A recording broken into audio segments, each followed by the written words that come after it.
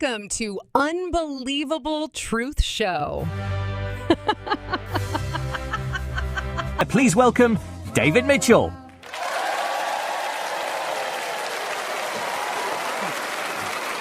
Hello and welcome to the Unbelievable Truth Christmas Special. We're coming to you on Boxing Day, otherwise known as the Feast of St. Stephen, when the early Christian martyr St. Stephen is celebrated with generous helpings of leftover turkey, usually followed by a substantial Yule log. As you'd expect, I'm being assisted by 4 of my little helpers, and today's comedy elves are Jack D, Graham Garden, Rufus Hound and Lee Mack.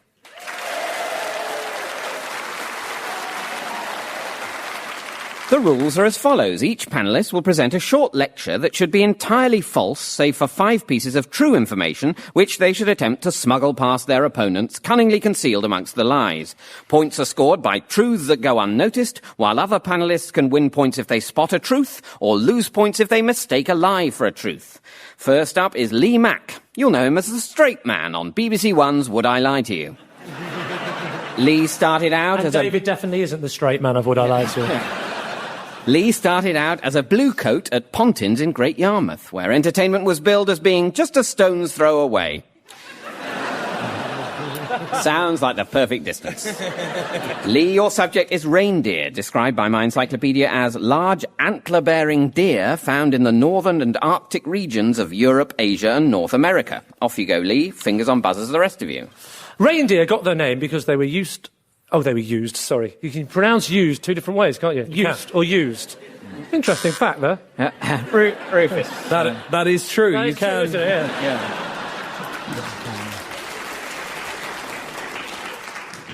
Reindeer got their name because they were used to find water in times of drought. A reindeer would be taken out onto the parched Scandinavian deserts, and wherever it stuck its nose into the ground, water would be found, and its keeper would shout, "It's reindeer." Except, as they didn't speak English, the word they used was hren, an Old Norse expression meaning reindeer. Being nomadic, each year a reindeer travels about 500 miles or 800 kilometres, depending on whether it left school before or after 1985. Rufus. I'm in. I think they do travel vast distances, don't they? They do travel vast distances, but not about 500 miles or 800 kilometres, about 4,800 kilometres or 3,000 miles. Yeah, but would they, in order to travel that distance, would they not have to start by travelling 500 miles or 800 Well, kilometres? yes. I refer you back to my earlier sentence, though, of being nomadic. Each year a reindeer travels about 500 miles. And then another 500 miles. I know for a fact reindeer operate on the Proclaimers principle of distance measurement. Yeah. They would walk 500 miles, and then they would walk 500 more, and then they would walk 500 more, and then they would walk 500 more, and then they would walk 500 more, and then they would walk 500 more, and then they would walk 500 more, and then they would walk 500 more, and then they would walk 500 more, and then they would walk 300 more. Lee. Thank you, David. Yeah. I wish we got on this well on our other panel show. Yes. I think Rob Wright? Rufus is making me look quite posh. I like that. To put that in human terms, that's the average distance Ryanair passengers travel from the airport to the town they thought they were going to. Jack. Look, come on, you've got to have some true things in this, otherwise the game doesn't work at all. That's the average distance Ryanair passengers travel from the airport to the town. No, I'm just saying, I'm picking you up on the fact you've said nothing true yet. That's exactly when you're not supposed to buzz. Well, I'm saying we haven't yet got a game going because he's not saying anything true and he's nearly at the end of it. Do you celebrate in football every time someone doesn't score a goal? I think it's one of the best bits. I must say, in snooker, I like the safety play these days. Always disappointed to see a flashy pot. Oh, sorry, I thought you were trying out some new catchphrases. Although they like a drink, reindeer are not fans of Asda's own brand lager, but they'll happily drink human urine, mainly due to its higher alcohol content. Rufus. Reindeer will drink human urine, but it's not because of its alcohol content. It'll be because it's salty or full of urea or something. You're absolutely right. Yeah. It's not for the urea, it's the salt. Can Rufus now explain why he knows it's salty? No, Rufus cannot. Yeah, apparently reindeer will seek out urine as a special treat, and some tribesmen carry sealskin containers of their own urine, which they use to attract stray reindeer back to the herd. The reindeer's love of alcohol is a likely cause of the famous red nose, while its consumption of hallucinogenic drugs is a likely reason for all those stories of flying reindeer. Graham. They do. They eat magic mushrooms or something, don't they, reindeer? They're famous for it. And then the reindeer owners drink the reindeer's urine because it's still got the magic mushroom potency in it. You're absolutely right. Yeah, that's... Can I ask Jack not to ask how I know that? There are no reindeer in Scotland because they were all shot by Queen Victoria for their skins, which she had made into winter underwear, and for their antlers, which she used as novelty back scratchers. At Queen Victoria's coronation, it was suggested she might wear a crown resembling a pair of antlers, but she objected, saying, "We are not a moose." Thanks for getting that clapping started, Rufus. That was much appreciated. I was trying to get a slow clap. Oh, I see. Sorry. Reindeer have different hooves for different types of weather. In the summer, they have deep tread patterns like 4x4 tyres to give traction going across mud. But in the winter, they sprout tennis rackets for walking on snow. Reindeer... Rufus. Oh, I'm going to hate myself, aren't I? I think their footprint changes depending on the temperature. No. What is true is the bit you laughed at, which is that they have different hooves for different types of weather. Well, I think that sort of was your answer, wasn't it, Rufus? Well, yeah, it was sort of. I'll tell you what the true thing is, and then we can work out whether or not you thought it. Which is... I think that's the fairest thing in the world, isn't it? You're using exactly the same technique that David Cameron uses on Nick Clegg. Reindeer hooves adapt according to the season. During the summer, they become spongy to give the reindeer extra traction on the soft, wet tundra, and in winter they shrink and harden, exposing the rim of the hoof, which prevents the reindeer slipping on the frozen ground. You said that they shrink. It does actually say it exposes the rim of the hoof, which is definitely a phrase I didn't expect to be saying. I think you can have the point, and I think the main reason being is I've forgotten what you said. Lee. In modern versions of the Santa sleigh story, Donner and Blitzen have been replaced by a pair of reindeer called Antler and Declan.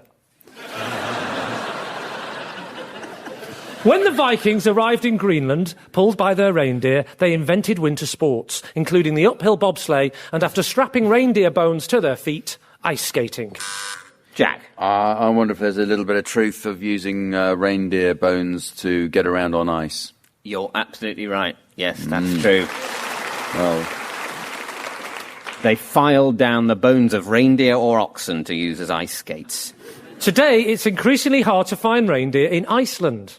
They're actually hiding in the frozen party packs of economy sausages next to the prawn rings. Thank you, Lee. So, Lee, at the end of that round, you've managed to smuggle one truth past the rest of the panel, which is that Hrein, spelt H-R-E-I-N-N, is an Old Norse expression meaning reindeer. So with that boring and well-smuggled fact, I can announce that, Lee, you've scored 1 point. Come on. OK, we turn now to Graham Garden. Graham was recently awarded an OBE in recognition of his work for the British Empire. Now greatly reduced in importance and regarded as irrelevant by many, Graham is still a regular on Radio 4.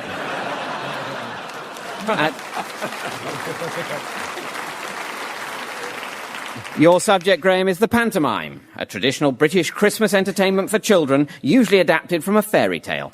Shakespeare loved pantomime, although he only wrote 4. Dick Whittington of Athens, Buttons and Juliet, Mother Goose About Nothing, and, of course, the Scottish panto. Today, the unlucky panto is said to be Snow White. Disaster struck the 1997 production in Southampton, when all the dwarfs went down with flu apart from Sneezy. At the height of Victorian panto mania, a typical Drury Lane production would have a cast of 2,000, including 50 horses, and the show would run for over 12 hours. Lee. I would say that sounds true. What? Someone just laughed for no reason like I was a fool. 2,000 people and 50 horses. Oh, sorry. That's not true, though, unfortunately. No, you Lee. would But fit them all in the theatre. The most elaborate Victorian pantomimes were at the Drury Lane Theatre in London. The 40 Thieves, which opened on the 27th of December 1886, began at 7:30 p.m. and ended at 1 a.m., as the audience here will be familiar with. There were only 500 people on stage, though, not 2,000. But each of the 40 Thieves had his own band of followers, and it took over 40 minutes for them all to march out from a cave at the back of the stage. Can I also say, I think there was already a truth smuggled in, but I was enjoying it so much I didn't want to interrupt. Right. Well, you mustn't feel like that in this game, or the whole thing is rendered pointless. Yeah. But if you've spotted it much later, I can't give you the point for it. No, I but we can realise still that. discuss it as friends. I'm pretty sure all of the dwarfs in Snow White went down with flew apart from Sneezy. You're right. But I just... That is true. Yeah. I'm all right with that. I'm just happy to be here. Graham. What?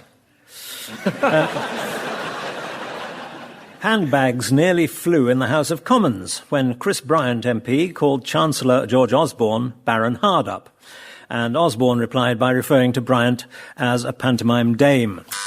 Lee. That's true. Yes, it is true. Yes. Yeah.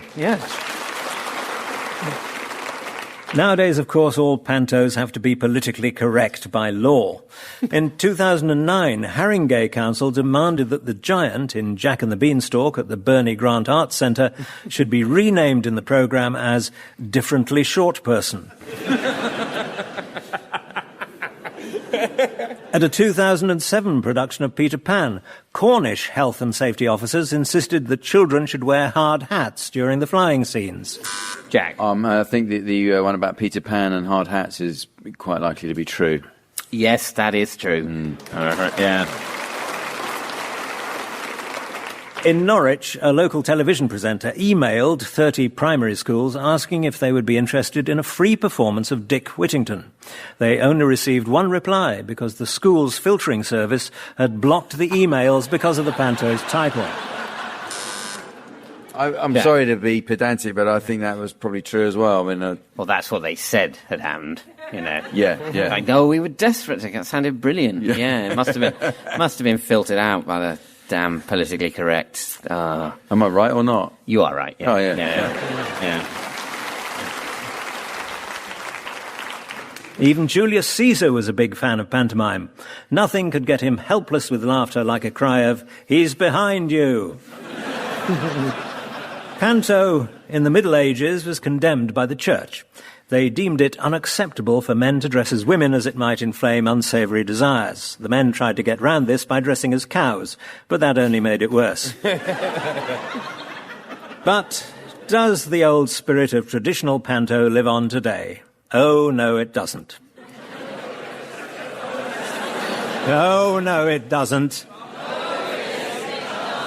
Be that as it may, Purists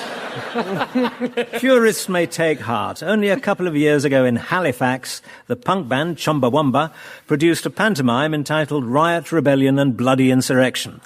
Rufus. That is true. Yes, it is true. And when the show was revived some years later in Guildford, starring Timmy Mallet and Chantel off Big Brother, it was surprisingly bad. Thank you, Graham. And Graham, at the end of that round, you've only managed to smuggle one truth past the rest of the panel, which was actually the one that Rufus spotted but sportingly didn't interrupt, which was the thing about the 1997 production of Snow White in Southampton when all the dwarfs went down with flu apart from Sneezy. So that means you've only scored 1 point. Oh. Many popular entertainers perform in panto, joining in with the traditional cries of, "Where are the best years of my career? Behind you!" Now it's the turn of Jack D. Before becoming a comedian, Jack used to work in a factory that made artificial legs, where, ironically, he and his customers both wanted to do the same thing. Stand up. Jack? Your subject, Jack, is Christmas decorations, objects commonly used at Christmas, both inside and outside the home, to adorn, enrich or beautify that to which they're attached. Christmas decorations date back to around 400 BC, but didn't catch on at first. Boxing Day is so called because traditionally it was the day that people put all their decorations back in the box, whilst muttering what a waste of time that was. Still, at least your parents have gone. On Boxing Day until the mid-Victorian era, it was traditional in certain parts of Wales for men to beat the bare arms of women of lower ranks than them with holly until they bled. This quaint ritual was called achlich glythes, which roughly translates as domestic abuse. Christmas crackers were originally called Cossacks. They were invented in Russia as a special treat for the Tsar's children in 1805 and often contained a joke by Lee Mack. Rufus. I think they were developed for the Tsar's children. No, they weren't. Oh. No. Someone called Tom Smith started developing the cracker after a trip to Paris in 1840. The Christmas decorations in Regent Street are lent to the City of London by Dale Winton. The rest of the year he uses them to make his bedroom look nice. Having your outdoor Christmas lights on a varying flash sequence is banned in Folkestone, as it is considered vulgar and lowers the tone of the town. Hard though that may be to imagine. Rufus. I think it is banned in certain parts of Folkestone, but not because it's bad luck for the town. Is it because it's right on the shore and it looks like a lighthouse or ships are drawn to it or something like that? Ships are drawn to it, like moths. Get a collection of enthusiastic tankers just banging against the quay. No, it's not banned. It's deemed fine. In the 19th century, Christmas tree candles contained lethal amounts of arsenic and caused countless cases of accidental poisoning. Lee. Yeah, I'll go with that. You're absolutely right. Yeah. One Christmas Eve, the magician Paul Daniels told his wife Debbie that he had made all the presents he had brought her disappear. He then explained that to make them reappear, he'd have to dash out quickly to Argos. A popular Christmas decoration in Ukraine is an artificial spider, whereas the fun-loving folk of neighbouring Belarus mark the festive season by hanging an empty saucepan above their front doors. Rufus. Is the thing about Belarus true? No.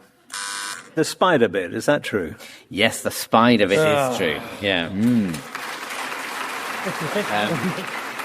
Ukrainian tradition has it that a spider heard of a poor family who had nothing with which to decorate their yalinka, or Christmas tree, and so spun a beautiful sparkling web all over the tree during the night. In Sweden, a common Christmas decoration is a straw goat. Each year I receive a Christmas tree from Norway as a gift to thank me for all the amazing things I've done, but it's so large I have to put it in Trafalgar Square. Thank you, Jack. And, Jack, you've managed to smuggle 3 truths past the rest of the panel, which are that on Boxing Day until the mid-Victorian era, it was traditional in certain parts of Wales for men to beat the arms and legs of servants and the lazy with holly until they bled. Christmas crackers were originally called Cossacks.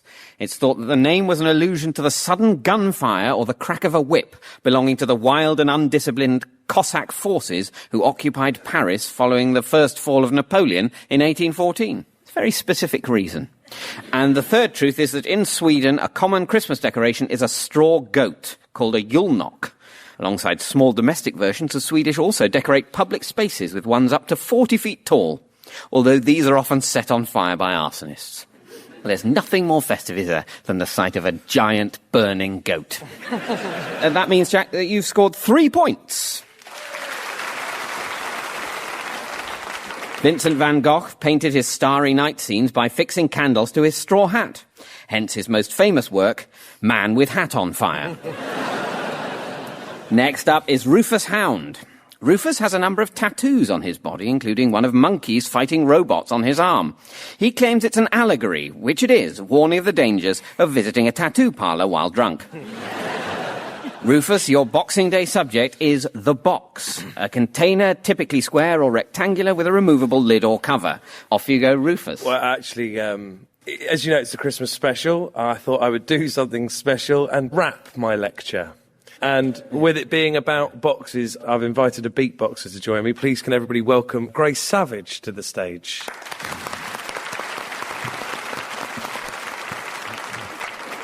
For those listening at home, yes, this is really happening.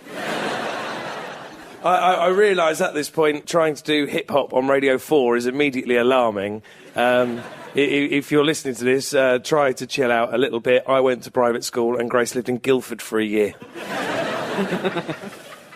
Ready? Okay. 1, 2, 3, 4. Pin 'em back and listen up. Try not to be whack, Jack, I'm coming up. With truths all about that which things come in. Brown paper packages tied up with string. I'm talking about boxes, conceptually tough. 3D rectangles that you fill with stuff. But the stuff that's in boxes will normally change, depending on context, otherwise it's strange. Schrodinger, philosophic science whiz, popped a kitty in his, a pretty kitty, and says, if you open the box, there's electric shocks. Don't touch the locks, the cat is now a paradox. Both dead and alive is the feline situation, but its status will be changed by the act of observation. The main thing that we learn from that, Schrodinger did not like cats. Meow, meow, meow, meow. Graham.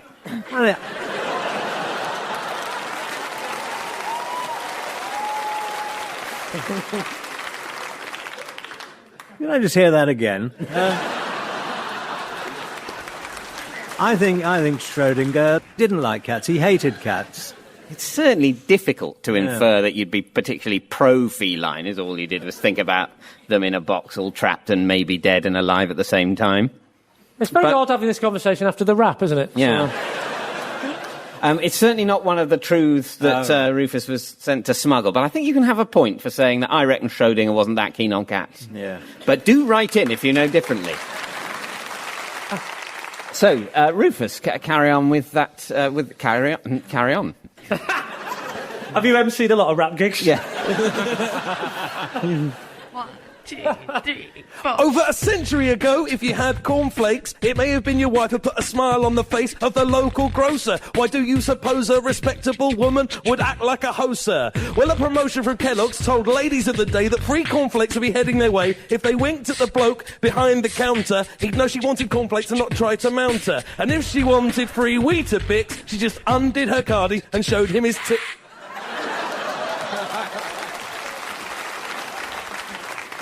I feel sorry for you if you were Victorian, and while everyone else was asleep and snoring, you fancied a fiddle with your downstairs self, which now we all agree is quite good for your health. So men are from Mars and women are from Venus. Parents popped little boxes on their Martian's penis. And if any members in the night stirred, an alarm went off and a buzzer was heard.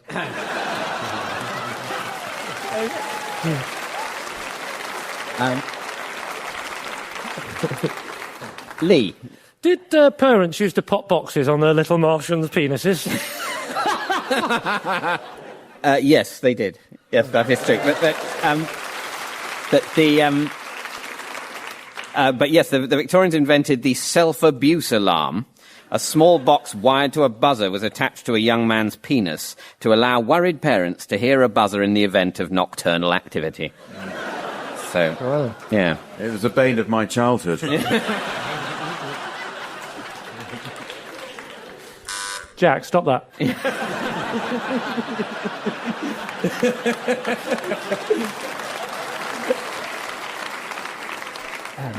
Rufus, do continue. Okay. Yeah.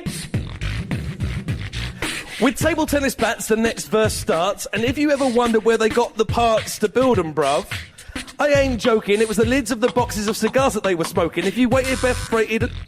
Graham. I'm terribly sorry, Rufus. No, really don't apologise, Graham. This is a rod from my own bat. I think table tennis was started they actually played with cigar boxes. You're absolutely right. Originally, table tennis, which at the time, as we know, thanks to Boris Johnson, was called whiff-waff, was played using cigar box lids as bats and champagne corks as balls and books as a net. Lovely woman, Annette. Jack. If you've weighted Beth Brayton at the weight that I'm punching with a spare tin lunchbox that's got no lunch in, you'll get a king's ransom from Marilyn Manson. The geezer collects them. He thinks that they're handsome, which isn't behaviour you'd expect from the brother. Goes to show you, contract a goth by its cover. But now we're easing people pleasingly through seasonal business, like Slade told you. It's Christmas! Eat, drink, be merry, just love, no scorning. Enjoy your prezzies, but hear my warning. Every year, accidents accrue. 10,500 in 2002 from cardboard boxes. Lee. I think 10,500 accidents did ensue in 2002. If that indeed was what he said that was true. See, it's addictive, this, isn't it? It's much easier than I make it look, isn't it? Yes, you're absolutely right. He was, yeah. He was saying 10,500 accidents in 2002 with cardboard boxes. Okay. Cardboard boxes, these accidents were the instigation, so spread the message across the nation. On Christmas, tidy all your boxes away and keep yourself nice till... Boxing Day.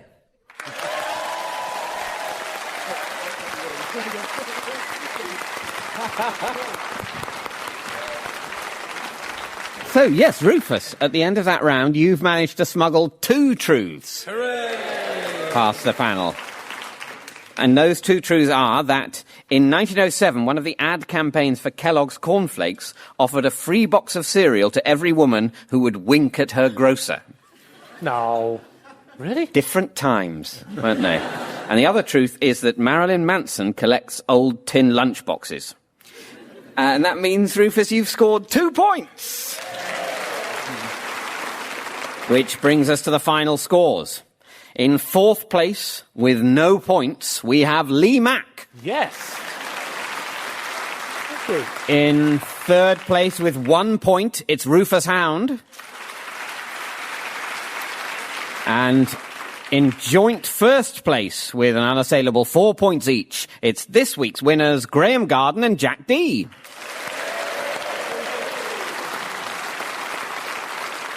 That's about it for our Christmas special. All that remains is for me to thank our guests. They were all truly unbelievable, and that's the unbelievable truth. Goodbye. The Unbelievable Truth was devised by John Naismith and Graham Garden and featured Dave was a random production for BBC Radio 4. Truth, the panel game built on truth and lies. In the chair, please welcome David Mitchell. Hello, and welcome to The Unbelievable Truth. On our panel, we have a sound engineer's nightmare. 4 accomplished liars, each of them utterly two-faced and skilled in double talk. So that's 16 microphones in all. Please welcome Tony Hawks, Tom Wrigglesworth, John Finnemore, and Alan Davis. The rules are as follows. Each panellist will present a short lecture that should be entirely false, save for 5 pieces of true information which they should attempt to smuggle past their opponents, cunningly concealed amongst the lies. Points are scored by truths that go unnoticed, while other panellists can win points if they spot a truth, or lose points if they mistake a lie for a truth. We'll begin with Tony Hawks. Tony is a highly accomplished tennis player who has won as many Grand Slams as Andy Murray and Tim Henman put together. Tony, your subject is the hamburger, described by my encyclopedia as a sandwich consisting of a fried cake or patty of ground beef, usually in a roll or bun, variously garnished. Off you go, Tony. Fingers on buzzers, the rest of you. Since hamburgers became popular in the late 20th century, the population of the city of Hamburg has dropped dramatically, as these maritime Germans have been routinely exported for meat. Only 5 remain. In 1995, McDonald's introduced the slogan in the USA, "There's nothing quite like a McDonald's," forgetting that Burger King is quite like a McDonald's. Right, fingers on buzzers. In Oklahoma, a law has been passed making it illegal to take a bite out of someone else's hamburger. In the USA, the science of making hamburgers is part of academia. And the Hamburger University opened in Illinois in 1961. Oh, shut up. And the founder... John, Maybe it did, though. Maybe it did. I'm Well, saying the it thing did. is, it's about America. Only a certain number of ridiculous things can be said about America in a row before one of them is true. Is this that one? Is which that one? There's a Hamburger University. You're absolutely right. Hooray. Well done. Fred Turner, McDonald's former senior chairman, founded Hamburg University in Illinois. Today, more than 5,000 students attend it, and it is an accredited school. And they just make hamburgers, do they? I'm assuming they go into it in some detail. How many universities just do one subject only? That's like calling a university that does history, calling it History University. You know. Yes, I don't think you can read classics at Hamburg. You can only read the preparation of hamburgers. Yeah. Possibly, I don't know, the history of the cow, the sesame Relish. seed through the ages. Sociology of the gherkin. Actually, the more you think about it, how do they cram it into 3 years? In America, the founder of the McDonald's hamburger chain is actually a bachelor of hamburgerology. The American hamburger chain, Wendy's, was actually named after Butterfly star Wendy Craig.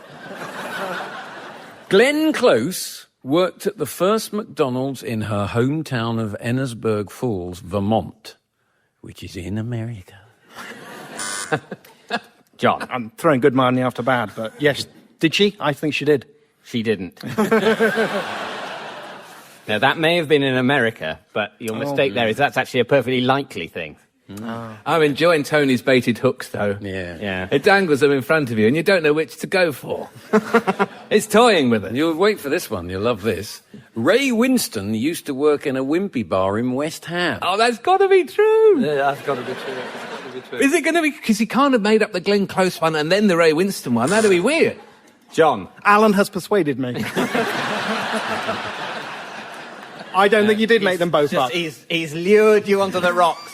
Has he? Like one of those ancient, sexy Greek birds. But he so closely resembles. Yeah. No, that's not true. Ray Winston didn't work in a wimpy bar. If there's a third one, I will buzz for that as well. Okay. I wonder if there is, Tony. And Madonna's 1998 hit... Okay, the buzz is in play. All right. Shall I finish the sentence? Finish the sentence that John has already decided is true.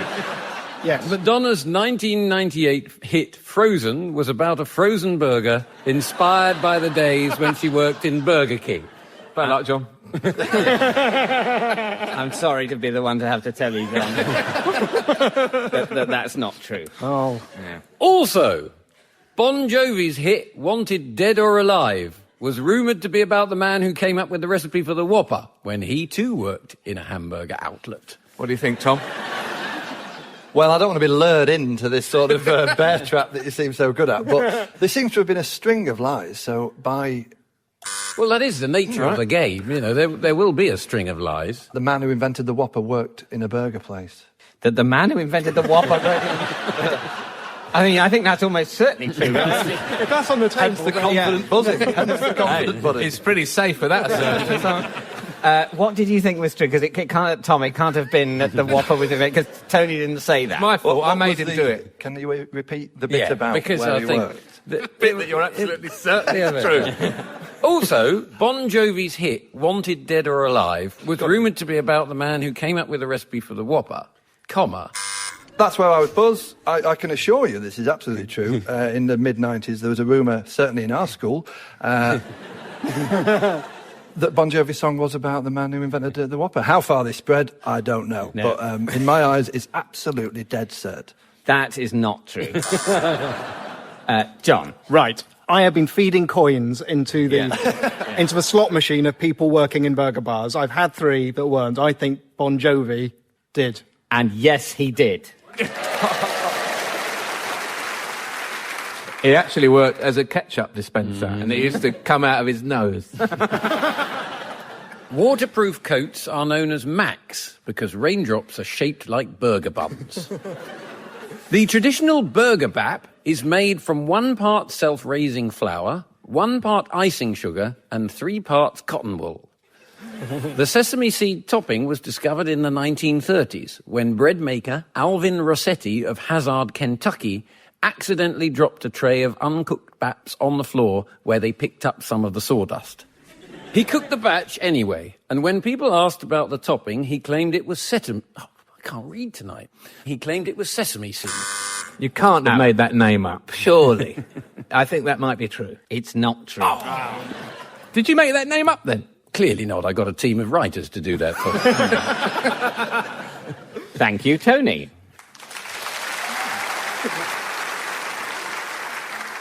So, Tony, you've managed to smuggle 3 truths past the rest of the panel, which are that in Oklahoma, I don't know how everyone missed that, it is illegal to take a bite out of someone else's hamburger. He cheated. He made a whole thing about fingers on buzzers, and it was a trick, a double bluff. It was a double... It was I'm pointing classic. at Tony Hawk's listeners with a biro. And I'm quailing. Is that a word? That's not a word, is it? Quailing. Covered in tiny I think feathers. Quailing is presumably catching quail. Yeah. Quailing. As we speak. So he's got a little hammer, and it's a quail-infested room. You don't know what I'm doing under this desk. No, you can't see under the desk. There's a cloth over it, concealing quails who are currently fleeing for their lives.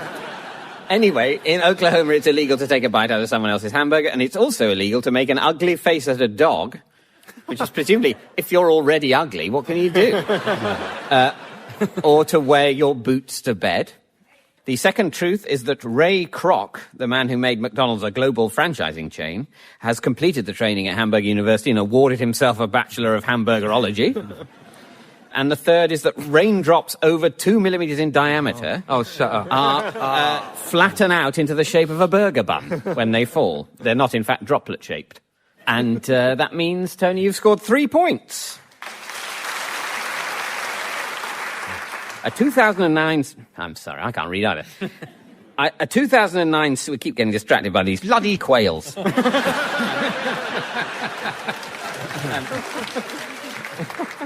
A 2009 survey by the Keep Britain Tidy group found that 29% of the fast food rubbish found on Britain's streets was McDonald's wrappers. The other 71% was gherkins. OK, we turn now to Tom Wrigglesworth. Tom's Sony Award-winning consumer complaint series was called Open Letters. And for any younger listeners, a letter is just like an email, only spelt properly and without smiley faces. Your subject, Tom, is snoring, the sound generated by vibration of the mouth's soft palate while breathing during sleep. Snoring was invented in the early part of the 4th century. The idea spread through the civilized world and was later taken on by the British ruling elite, where animal snoring competitions became all the rage. Wealthy explorers would return from hunting trips, offering new species to try and win Snorer of the Year. This crude research... Oh, you're doing my head in now. That's the sort of thing they did, isn't it? Yeah. With stuff they found, in Africa. Press the button, Alan, go for it. I'm trying to make John press the button. John's nodding and going, yeah, I think so too. He's even got his finger on the button. I'm going to let it go. Carry on, Tom. This crude research has armed mankind with facts such as the gorilla never snores, a discovery that... I bet that was John, wasn't it? No, it was Tony. Tony Hawks. Tony? Please let that be a lie. I sat silently and I pounced, because we all know, all of us, in this theatre this evening, we all know the gorilla never snores. Well, yes, we all do now, because it's true. Well done. OK, strap in, guys, because the truths are going to come thick and fast. Camels also never snore, their hump preventing them from sleeping on their back. Whilst wombats were often crowned winner of such events, as they are well known for sleeping face up, legs in the air, and snoring contently. Among the Regency dandies, there were also human snoring competitions, with the notable snorers including Beau Brummel, Beau Nash, and Beau Diddley. John. Human snoring competitions? No, thanks. No, that's not true. That's a shame. Tony. But one of the Beau Nash or the Beau Brummel snored. Do you think so? Yes. Which? I'm going to go Beau Nash. I feel it. Oh, well, you see, that's how I feel like a cad, because it's Beau Brummel. That's Brummel. No. An accomplished snorer with a wide and loud range of snorts, toots and gurgles is always welcome in the bedroom. However, there was a case of a man from China who, at his wit's end, deafened himself by driving chopsticks into his ears. When asked why he'd done it, he replied, "Huh?" It transpired that he could no longer put up with his wife's noisy nocturnal output, and, in a similar vein, an Iranian filed for divorce on the grounds of his wife's snoring, even though, in a bid to prevent him discovering her bad habit, she'd been giving him sleeping pills every night with dinner. I think the Iranian filed for divorce on the grounds of his wife snoring. That's plausible, I think. You're right. It's plausible because it's true, yes. In February 2007, an Iranian newspaper reported that only 40 days into their marriage, a man was filing for divorce after finding that his wife had been drugging his dinner to stop him hearing her snoring. In the 60s, Rolf Harris had a hit with the song Hark at My Hooter, in which he whimsically claimed that learning to play the didgeridoo can get rid of snoring. The alternative therapy crowd have also had a stab at the cure. They suggest a muslin bag filled with lentils and sage, which is worn around the neck of the sufferer. The sage is said to help with the breathing, whilst the lentils are used because they always are with these people.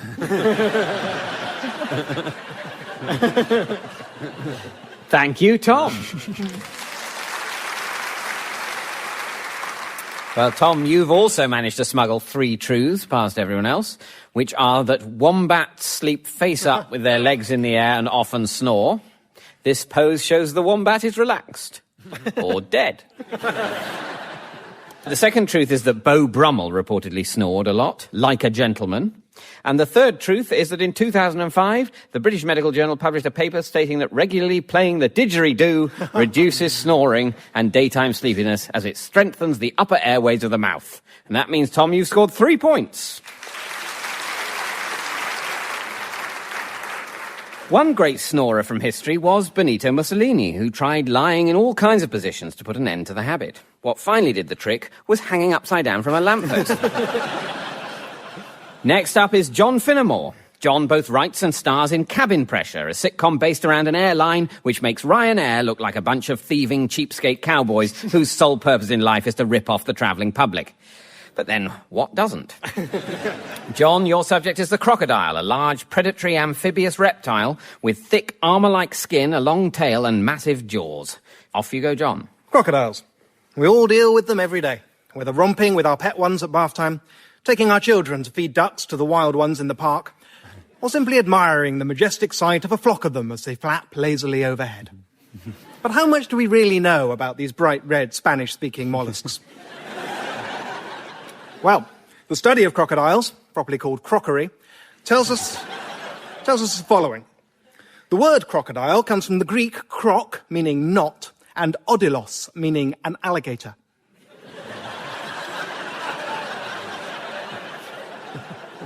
A saltwater crocodile can run faster than a greyhound, swing through the trees faster than a baboon, and write a novel faster than Ian McEwan. Tom. The first one of those 3 is true. No chance. No chance. Yeah. They... Tenner on it. Okay. This is an interesting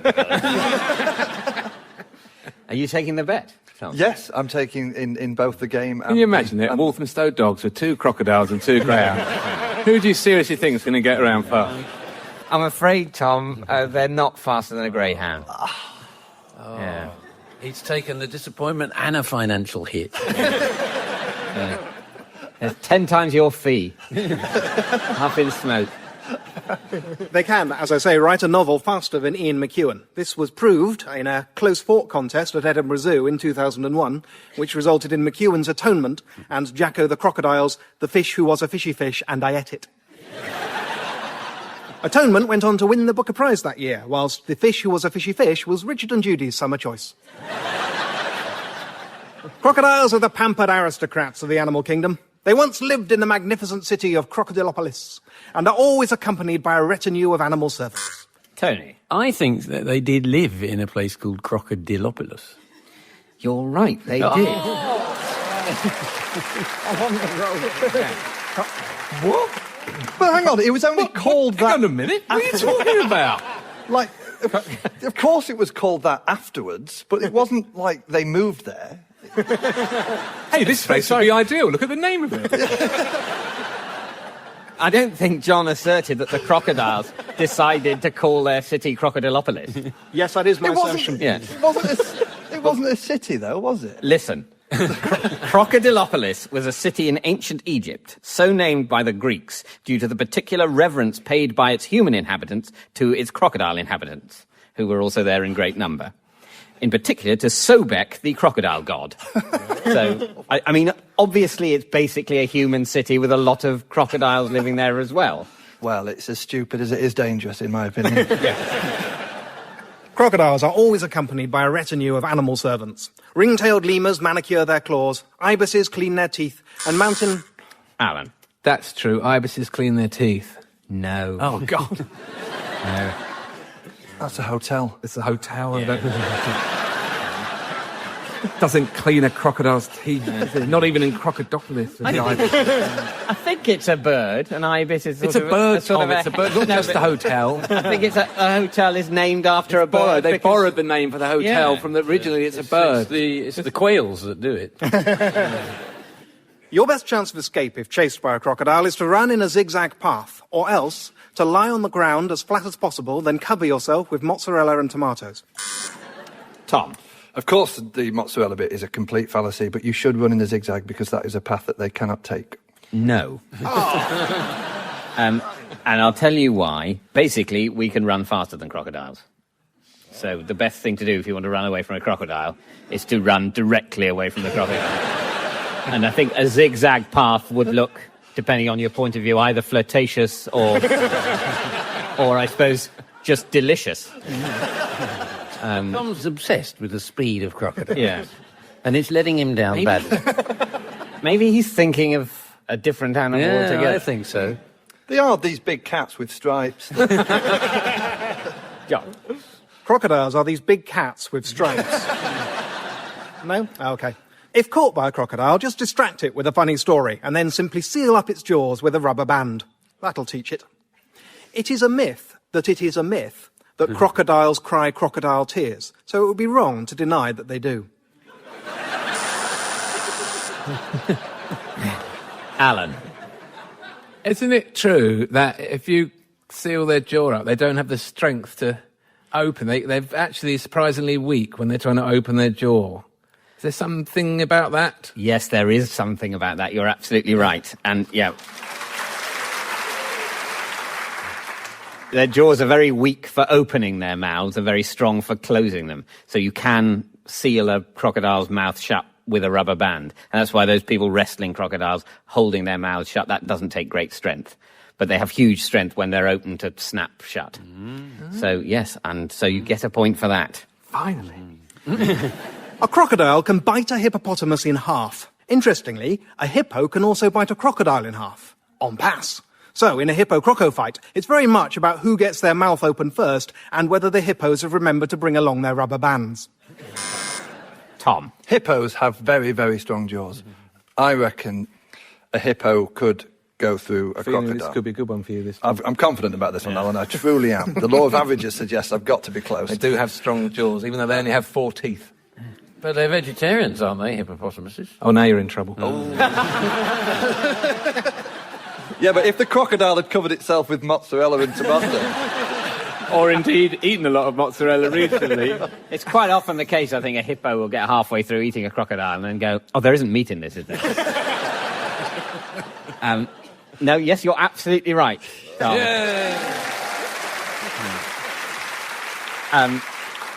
They are vegetarian, but they're also very aggressive.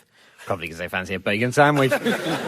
And a big hippo could crunch any animal up to 10 feet, they reckon. And there is a film of one decapitating a lioness. The guardsmen at Buckingham Palace are given special training in how to stun a crocodile. This stems from the time the evil Prince Valdemir of Prussia snuck up on Queen Victoria one day in Buckingham Palace and released a crocodile into her room. Fortunately, the dear old Queen had her trusty nunchucks at the ready, and within 20 minutes she had killed the beast, skinned it, and turned it into a lovely handbag for Disraeli. There is a crocodile behind you right now! Look out! Thank you, John. And John, at the end of that round, you've managed to smuggle 2 truths past the rest of the panel, which are that it's a myth that crocodiles cry crocodile tears. They do cry, if you do the negative maths on that. And not because they're sad. They cry when they've been on land for a while and their eyes are beginning to dry out in order to help re-moisten them. They also cry when eating their prey because their tear glands stimulate their salivary glands. And the second truth is that Prince Valdemar of Prussia, who was Queen Victoria's grandson, released his pet crocodile into her study at Buckingham Palace as a joke. That means, John, you've scored 2 points.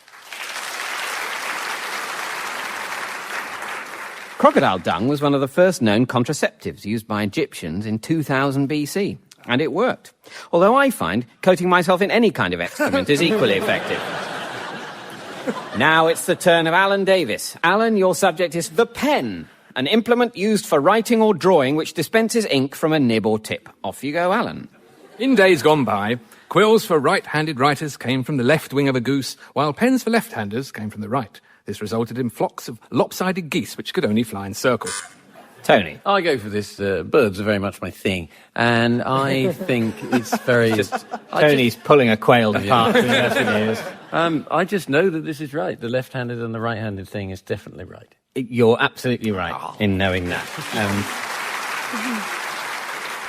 It's due to the natural curve of their feathers. The quills for right-handed writers were better from the left side of a goose and vice versa.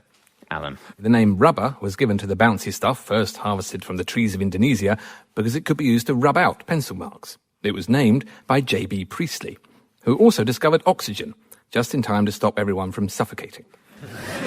Before rubber erasers came along, people used to rub out the mistakes with a lump of potato. John? Oh, no, it's bread. They used bread, didn't they, not potato? But nonetheless, I buzzed. You've made me completely unnecessary. You've done the whole, the whole journey. Yes, they didn't use potato, they used bread. Thomas Edison invented an electric pen, which never really caught on except in tattoo parlours.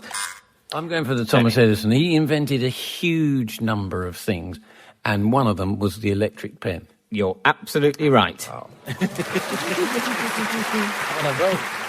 It was developed in 1875 and was designed to enable multiple copies to be made from the same manuscript, but was superseded by improved methods such as the typewriter in just a few years. However, in 1891, Samuel O'Reilly uses a model for the first electric tattoo machine. The original Parker pen was so popular that for a time, writing became known as parking. Sheets of paper were known as parking spaces.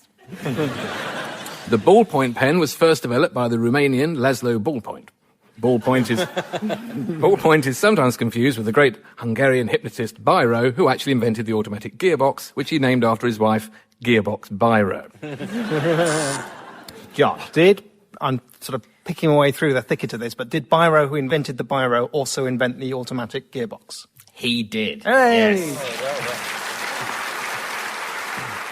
Inventor Wayne Lee devised the pen especially for travelling salespersons. To keep their clothes from getting creased overnight, the ballpoint pen converts into a coat hanger. He went on to invent the wristwatch that converts into a three-piece suit. John? Yes, please. I'll buy the pen that converts into a coat hanger. Do you know, I would as well. I think that sounds rather nifty. Does it exist? It does exist, Hey. yeah. Thank you, Alan. And at the end of that round, Alan, you've smuggled one truth past the rest of the panel. Isn't it? And that is that rubber was named rubber because it could be used to rub out pencil marks. And the name was given to it by English chemist Joseph Priestley, who also discovered oxygen and was also different from J.B. Priestley. And before it was known as rubber, it was known as gum elastic. Anyway, that means, Alan, you've scored 1 point. Hurrah!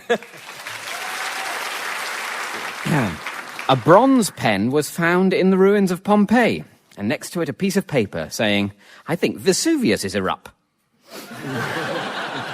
Which brings us to the final scores. In fourth place, with -3 points, we have Tom Wrigglesworth. In third place, with -2 points, it's Alan Davis. Very good. In second place with no points, it's John Finnemore. And in first place, with a frankly dodgy-looking 7 points, it's this week's winner, Quail Killer, Tony Hawk. That's about it for this week. All that remains is for me to thank our guests. They were all truly unbelievable, and that's the unbelievable truth. Goodbye. The Unbelievable Truth was devised by John Naismith and Graham Garden and featured David Mitchell in the chair with panellists Tony Hawks, Alan Davies, John Finnemore and Tom Wrigglesworth. The chairman's script was written by Colin Swash and Ian Pattinson, and the producer was John Naismith. It was a random production for BBC Radio 4. On Truth and Lies. In the chair, please welcome David Mitchell.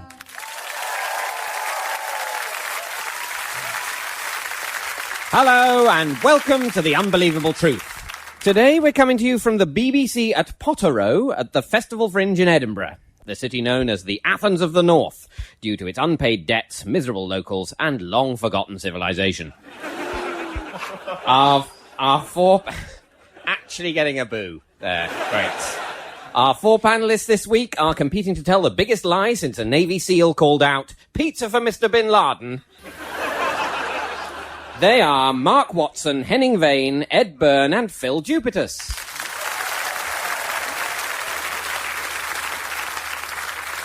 The rules are as follows. Each panellist will present a short lecture that should be entirely false, save for 5 pieces of true information which they should attempt to smuggle past their opponents, cunningly concealed amongst the lies. Points are scored by truths that go unnoticed, while other panellists can win points if they spot a truth, or lose points if they mistake a lie for a truth. We'll begin with Mark Watson. Mark will be known to Radio 4 listeners as the host of 2 series of Mark Watson Makes the World Substantially Better. Though I fear it won't get a 3rd series, since these days everything's fine. Mark, your subject is the Olympics, described by my encyclopedia as a major international event featuring summer and winter sports in which thousands of athletes participate in a variety of contests. Off you go, Mark. Fingers on buzzers, the rest of you. In the original Olympic Games, the naked athletes were so self-conscious that anyone attempting to watch the Games was thrown kicking and screaming into a baffling lottery where they paid for imaginary tickets and then were told they hadn't got them. Phil. Is naked athletes a fact? They were always naked at the Olympics, is that? It is a fact, but it wasn't a fact that Mark asserted. In fairness, he started off by saying the Olympics. Yeah. Which exists. Yeah. It's similarly... Also, this piece of paper is real that I'm reading from as well. I admit that. Indeed. On a previous show, I was doing a lecture on bees, and I think I said, as the bees fly, and someone buzzed in and went, bees can fly. And David, you went, yes, that is a fact, Phil. You've done a very bad lecture. I think you're misremembering that. Yeah. If only someone recorded these shows. If that had... I mean, people do record them, it's just no one then listens. No, if that had happened in the way you described, I would definitely have come down on your side. Also, how did you on a previous show do a lecture on bees? I'm doing bees on this show. Are we already repeating subjects? No. It was honey. It was honey, David, says the man in the box, who's the producer. Who is now flirting with you mid-show. Yeah. Yes, so no, that's all cleared up. Let's move on. Sorry, that's good. Thank you, Henning. You're sorting out this game just like you're sorting out the Euro. No points to Phil. Carry on, Mark. Well, some time ago I began a lecture about the Olympics. That is a fact. Mark, carry on. Preferably without describing what you're going to do accurately, Paul. As for the idea of competing naked, in the 17th and 18th centuries, after the Olympics had moved from Mount Olympus to Chipping Campden, nude events such as tickling, shin kicking and leapfrog still proved highly popular, although the onlookers had to be blindfolded. Ed? I'm going to go with onlookers had to be blindfolded while naked people did certain things. I'm sure that has happened in the world, but not in an Olympic context. Yeah, it wouldn't be really a spectator sport then, would it? No, more of an imaginer sport. Okay. It's good for radio, though. I actually just thought, I felt guilty about scoring that point, so now I'm back to 0. That was really nice of you. Okay. Henning, you buzzing to tell me to get on with it again? No, I just wonder if shin kicking might have been an Olympic sport at some point in time. What is true is that there were an Olympic Games that were held for several hundred years, from 1612 to 1852, with a few gaps for civil wars, in Chipping Campden, known as the Olympic Games with a K. That's after that were sea. the ones I was talking about. Yeah, and as part of that Olympic Games, they had various events, including shin kicking. And in fact, the World Shin Kicking Championships is still held in Chipping Campden. So, But did they do it naked? Stop talking about nakedness. Nakedness has been mentioned. That doesn't mean everything that's subsequently mentioned was done naked. It's just Ed's confused for listeners at home because we're doing the show naked. I thought it was a mistake. I thought it would be distracting, but the BBC insisted. So yes, I think I'm going to give you a point for that, Henning. Yay! The Paris Games of 1900 had the only ever swimming obstacle course, which involved swimming through sewage in the River Seine. The first Winter Games included a man versus reindeer race and an event which involved skiing downhill with your eyes shut. There is blind skiing, but it's at the Paralympics. Right. Which doesn't really help, but it does provide a very awkward moment. And I would say that blind skiing is different from skiing with your eyes shut, isn't it? Oh, yeah, I'm fully aware of the condition. Yeah, yes. You have that in Germany, do you? Yeah. I mean, if you were to try and treat blindness with the phrase, have you tried opening your eye? No, I can't see that working. We move on we don't move on. Sorry. Ooh, that was close. Sorry. It's all these naked people. It is distracting. Yeah. At the LA Olympics in 1984, the cult of the individual was celebrated when they introduced the sport of solo table tennis against the wall and the event of solo synchronized swimming. The event was controversially won by conjoined twins from Sierra Leone. Of course, sadly, it's sometimes the Olympic losers that we remember. In 1988, Mexican skier Roberto Alvarez took so long to finish that a search party had to be sent out to find him. The only winner from past years who is remembered to this day is, of course, Josef Bartel from Luxembourg, who caused panic in 1952 by taking 1,500-metre gold. The officials were so confident Luxembourg wouldn't win anything that they hadn't bothered to get the music for their national anthem, and the band was forced to improvise. Henning. Now, I can imagine that in 1952, when Luxembourg won the gold medal, that they didn't have the anthem ready. Well, you're right to be able to imagine that, because that happened. Well, yes. In addition to the Summer and Winter Olympics, the Olympic Committee made a short-lived attempt in the 1950s to fill in the odd-numbered years with Spring and Autumn Olympics. The first and only Autumn Olympics were held in Winchester in 1951 and included leaf kicking, chestnut roasting and dog walking. Thank you, Mark. You're welcome. And, Mark, you managed to smuggle 3 truths past the rest of the panel, which are that at the 1900 Olympics, there was a 200-metre swimming obstacle race, which was held on the sewage-filled River Seine, as it's described here. The second truth is that solo synchronized swimming was an event at the Los Angeles Olympics in 1984. And third truth is that in 1988, Mexican skier Roberto Alvarez took so long to finish the course that a search party had to be sent out to find him. No way. Yep. He entered the 50-kilometre cross-country skiing despite never having travelled more than 20 kilometres on snow before. He eventually finished nearly an hour after everyone else, apparently. And that means, Mark, you've scored 3 points. Thank you very much. At the ancient Olympics, all of the contestants were naked men, though the occasion was sometimes ruined when some drunken idiot in the crowd would run across the stadium fully clothed. Dueling pistols was an Olympic event in 1906 and 1912, presumably providing the least sought-after silver medal in the game's history. We turn now to Henning Wehn. Henning is one of a number of German comedians, that number being 1. Your subject, Henning, is blood, the familiar red fluid which circulates in the principal vascular system of vertebrates. Fingers on buzzers, everyone else. Off you go, Henning. Blood was invented by God. Jesus is dead. After unsuccessful experiments with oil and hair tonic. He had originally planned to use Hewlett-Packard printer ink, but ran out of money. The first blood bank in Britain was set up in Ipswich in 1937, which was the best place to put it, because the population all had the same blood group. Ed? I'm going to go with the notion that the first blood bank was set up in Britain in Ipswich in 1937. You're absolutely right. Yes. I know. Blood has long been the snack of choice for sophisticated vegetarians. In Helsinki, there is a restaurant called Rotbladders, in which all the meals are prepared from various types of blood. Reindeer, seal, sheep and puffin. Ed. I believe that is also true. Unfortunately, you're mistaken in your belief. Oh. No. Well, I'm going to open that restaurant then. Because there is a niche in the market there for that. I tell you, if you do open that restaurant in Helsinki and call it Rot Bladders and serve all those things, I'll give you the point back retrospectively. I have a new mission. Yeah. Come to the Edinburgh Fringe in 5 years' time to hear the story in my one-man show, How I Lost It All. That's the story of most people's Edinburgh Fringe. Puffin blood soup with fennel is revered in Finland as a cure for arthritis, gout, and clearing puffins out your roof. Blood-drinking animals are less classy. In fact, vampire bats urinate constantly while drawing blood, so that they don't become too heavy to fly. Basic physics. I reckon that the vampire bats urinate while licking. I must say, your on-the-hoof analysis of the anatomy of a vampire bat is peerless.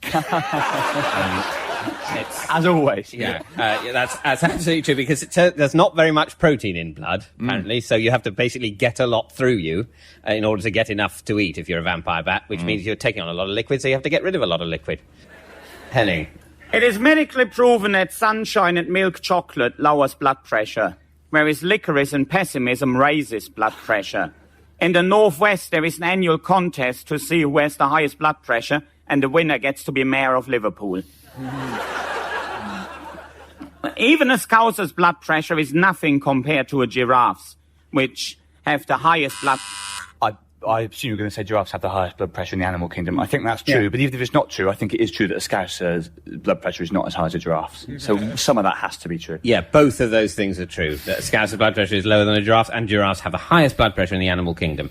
Due to its long neck, the giraffe has to generate double the normal blood pressure of an average large mammal in order to maintain blood flow to the brain. There you go. They've got no natural predators. And that's why they've got... Is that true? That's why they have got the high blood pressure. Because they've got lots of spare time to read the Daily Mail. The over-optimistic people of Southern Europe have the lowest blood pressure in the world, due to their climate, healthy diet, and the security of guaranteed handouts from Angela Merkel. Despite its massive size, a fully grown elephant only has as much blood in its veins as a Shetland pony, because of its highly efficient circulatory system and masses of fat. Mark. I had some success with that giraffe fact. I reckon that might be true as well. Yeah, it sounds plausible, doesn't it? Yeah. No. There's lots more blood in an elephant than a Shetland pony. Because it's bigger? Yeah, that's I see, yeah. I suppose that could be true as well. Yeah. It's one of those things that's a counterintuitive. Yeah, so it comes back to being just common sense, really, I suppose. Yeah. Humans, pigs, cows and sheep are the only animals that have red blood. Flying squirrels have pink blood and ants have purple blood. Spider blood is transparent, which makes their horror films visually disappointing. Ed. I believe the spider blood is transparent. You're right, it is. Strictly speaking, it's not blood, it's hemolymph. But what you'd colloquially call spider blood is transparent. But no one can see it, of course, so it's hard to know. Transparent doesn't mean invisible. Yes, it does. I did arts A-levels. I asked for a glass of water. Where is it? Octopuses have yellow blood. Something I discovered when chopping up an octopus to get some cheap ink for my Hewlett Packard bubble jet. Thank you, Henning. And Henning, at the end of that round, you've managed to smuggle one truth past the rest of the panel, which is that licorice and pessimism raise blood pressure. A study by the University of Helsinki, that's the place where there isn't that blood restaurant that Ed's planning to open, found that pessimism raises blood pressure, and there's a case of a 56-year-old Yorkshire woman who was admitted to hospital having overdosed on licorice Pontefract cakes. And in fact, manufacturers of licorice products advise eating them in moderation. my view, they're disgusting, and so even eating them in moderation is the act of a lunatic. Nevertheless, that means, Henning, you've scored 1 point. Most marine fish can survive in a tank filled with human blood. These, at least, are the preliminary results of the little research project I'm carrying out in my garage. Also, most domestic cats can't. Next up is Ed Byrne. Ed is a long-established stand-up who says one of his pet hates is his wife snoring. I imagine that must be enormously irritating, Ed, especially when she sat in the front row. Ed, your subject is bees, four-winged stinging insects known for their role in pollination and for producing honey. The bee was invented by Dr. Bumble Honeymonster in 1842 as an alternative method for pollinating plants, which up until that point was a task performed painstakingly by hand using a wasp on a stick, which nobody liked. It's illegal for bees to make a buzzing sound in Ottawa. Bees may not construct hives anywhere in the state of Pennsylvania, and bees are forbidden by law from flying over the town of Kirkland, Illinois. Mark. Stupid as that sounds, I reckon it might be one. The Kirkland, Illinois one sounds almost. Americans have all sorts of peculiar laws. I'm going to say that might be true. How do you enforce that? You just arrest bees who contravene the law. You're absolutely right, Mark. The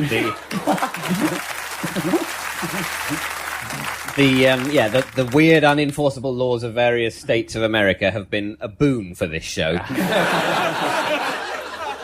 For example, the Illinois statute book also states that it's illegal to urinate into your neighbour's mouth, to give lighted cigars to dogs, or to eat in a place that is on fire. Bees are capable of spinning webs. They just don't bother, as they consider them to be too macabre. Henning. I can imagine a bee being capable of spinning a web. What, as well as making honey? How many bloody skills are they getting? They're all women, aren't they? And make honey, that's enough. Oh, and sting. Fly, sting, and make honey. You want webs as well? Yeah, go on then. Webs as well. No! Ridiculous. And what can ants do? Lift heavy things. Big deal. Some of them can fly. There's no balance in your view of the insect kingdom. Yeah, I'm guilty as charged. Yeah. Actually, I should say that bees that have been bitten by a radioactive spider can spin webs. But other than that, are you envisaging a character called Spider Bee? Why not? Spider Bee. Yeah. The honeybee is more famous than its cousin, the treacle bee, which makes treacle or syrup.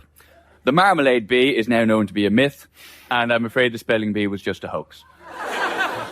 If a hive gets too hot, bees can cool it down by dividing into two teams. One wafting cool air in, another wafting hot air out. Phil. I think the internal air conditioning bees are true. You're right. Oh. You're right.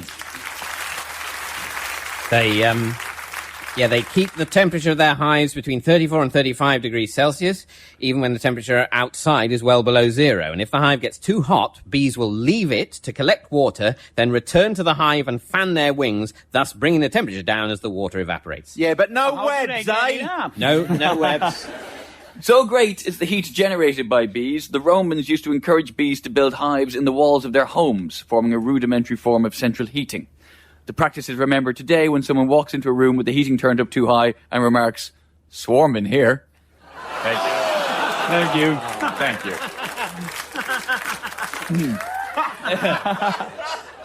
And moving on. Bees can use their own heat to kill intruders by surrounding, say, an invading hornet and waggling themselves at him until he's been cooked to death. Phil. They swarm around and vibrate against attackers. They do, Phil. Okay. It seems to me they're doing everything except making webs. That is the one thing they don't do. Until recently, it was thought that queen bees couldn't sting at all, but in fact, they only sting other queen bees. Bees have a universal language that allows a British bee to be understood by a Mexican bee better than a British tourist can be understood by a Mexican waiter. Mark. I reckon bees probably all have the same language. Yeah. No. In fact, That's not true. So you lied to me? I just Yeah. pausing there to let Ed take over the show. Yeah. Yes, he's right. He's obviously very proud of that particular lie. It was one of my favourite facts, was the fact that bees internationally don't quite understand each other. Yeah. I could see that from the evil gleam in your eyes when I buzzed, yeah. And you fell into my honey trap. Yeah. I wish I hadn't buzzed. I don't know. You've been stung by me. We should let David do some of the show, definitely. No, it's absolutely true. In different climates, bees have different languages. So Italian and Austrian honeybees, for example, can't understand each other. Thank you, Ed. And at the end of that round, Ed, you've managed to smuggle 2 truths past everyone else, which are that it's illegal for bees to make a buzzing sound in Ottawa, presuming the bee owners are prosecuted rather than attempts made to take the bees to court. And the other truth is that queen bees only sting other queen bees. But no, she can't spin a web. Sorry. And that means, Ed, you've scored 2 points. Queen bees make a special noise called quarking, as do posh ducks. In the 11th century, St. Bernard excommunicated a swarm of bees for buzzing too loudly while he was preaching. Some bees later returned to the Catholic Church, while others converted and became wasps. Very clever. That's the noise you like to hear from another. I see what you've done. Now it's the turn of Phil Jupitus. Phil first found fame as a political performance poet in the 1980s, but then shifted to stand-up comedy when, to everyone's surprise, the 80s performance poetry bubble burst. Your subject, Phil, is butter, an edible yellow emulsion of fat globules made, it sounds delicious, made by churning milk or cream that's commonly used as a spread or in cooking. Off you go, Phil. Polish explosive, wartime farmyard equipment lubricant, Edwardian lamp fuel, Roman moisturiser, and Viking brill cream. Butter is a substance the bitterness of which is directly affected by the stress levels of the cows it is taken from. I know I'm going to regret this, but I'm going to say that the stress levels of the cow affects the flavour of the butter. No, it doesn't. I'm sorry. I can smell the regret. I bet one of those things you listed at the start is real as well, but I think it's really mean of you to slip that in that way. The game. That's not... In the Middle Ages, churned milk fat was traditionally sold in pairs of rounded pats known as buttocks. The dairyman Hugh of Gloucester is said to have modelled the pats on his wife's bottom, which is how it got its name, Marge. In its natural state, butter is completely transparent. To make it more appealing to consumers, various colouring agents have been added, including charcoal, raspberries, pig's blood, copper, and marigold. Henning? In its natural state, butter is transparent, is it? No, it isn't. No. Otherwise it would be invisible. No, I can't really. Yeah. And that would be impractical. Constantly mistaken for spider blood. Galileo performed many experiments with buttered toast to discover why it always landed butter side down. Surprisingly, he found it was all a matter of mental attitude. If you butter the toast timidly and with a light touch, it will land on the butter. But if you butter it masterfully with a firm hand, talking to it and warning it to behave or else, it will tend to land butter uppermost. To allay fears of being buried prematurely, the Victorians often insisted that the undertaker put a pat of butter in the corpse's mouth the night before burial. So the phrase, butter wouldn't melt in his mouth, literally means he's dead. Mark? I think it's not the last, but I think it's possibly true that Victorians might have put butter pats in corpses' mouth, because Victorians got up to some very peculiar stuff. They did, but not that. Sorry. Also, something has to be a lie at some point. I mean, true at some point here. That's true. Yeah. But, yeah. Butter has been used as an essential component in mobile phones, the space shuttle, fire alarms, and body armour. Famous butter makers in fiction include the archer's Eddie Grundy, whose wife churns out a spread known as clarified butter. Oh, yeah, but swarm in here. Thank you, Phil. You're a dirty player, aren't you? And I have to say, at the end of that remarkable round, Phil, you've managed to smuggle all 5 truths past the rest of the panel. And that were the first That were the first 5 words of the first sentence, weren't they? They were. It The was a truths list were of as components. follow. Well, the 2 of those were true. Yeah. Is that butter was used as a Roman moisturizer. It was also used as Viking brill cream. The Vikings and some other Germanic tribes used butter as a hair conditioner. The 3rd truth is that during the Middle Ages, butter was often given extra colour by being mixed with marigold flowers. And before the Food Adulteration Act of 1860, 10% of butter was found to have copper added to heighten its colour. That's the 3rd truth. The 4th truth is that if you butter toast firmly, it will tend to land butter side up. This is because the pressure of the knife creates a concave indentation, causing the toast to land butter side up, as this is more aerodynamic. So remember that, tentative butterers.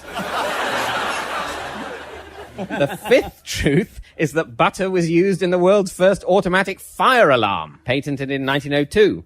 It incorporated a pat of butter sandwiched between 2 metal plates. The butter would melt if the temperature reached a danger level, causing the plates to touch, completing an electrical circuit, which triggered a siren, which I think sounds very clever.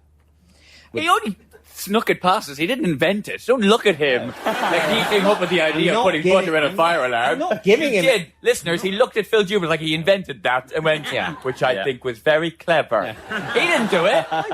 No, I wasn't meaning to credit Phil with that. I just like the idea of butter in a fire alarm. I like the smell of hot butter would relax you as you fled the building. I think it's against the rules of the game to use such implausible facts. Pretty sneaky. Yes, no, it is true that, Henning went for the first plug bank was founded in Ipswich in 1937, which is pretty middle of the road. Anyway, Phil, that means you've scored 5 points. In the Highlands, it was traditional for a newborn Scottish baby to swallow fresh butter to protect against fairies, a precaution that proved remarkably effective. If only they had something that worked equally well against heart disease. Arachibutterophobia is a fear of peanut butter sticking to the roof of your mouth. Though if you need to give the information to a doctor, you may find the following expression easier. I have a fear of peanut butter sticking to the roof of my mouth. The cure, incidentally, is a peanut allergy, which transforms the phobia into a rational fear. Which brings us to the final scores. In 4th place with -1 point, we have Ed Byrne. In 3rd place with no points, it's Henning Vane. In 2nd place with 1 point, it's Mark Watson. And in 1st place with an unassailable 6 points, it's this week's winner, Phil Jupitus. That's about it for this week. All that remains is for me to thank our guests. They were all truly unbelievable, and that's the unbelievable truth. Goodbye. The Unbelievable Truth was devised by John Naismith and Graham Garden and featured David Mitchell in the chair with panellists Phil Jupitus, Mark Watson, Ed Byrne and Henning Vane. The chairman's script was written by Colin Swash and John Finnemore, and the producer was John Naismith. It was a random production for BBC Radio 4.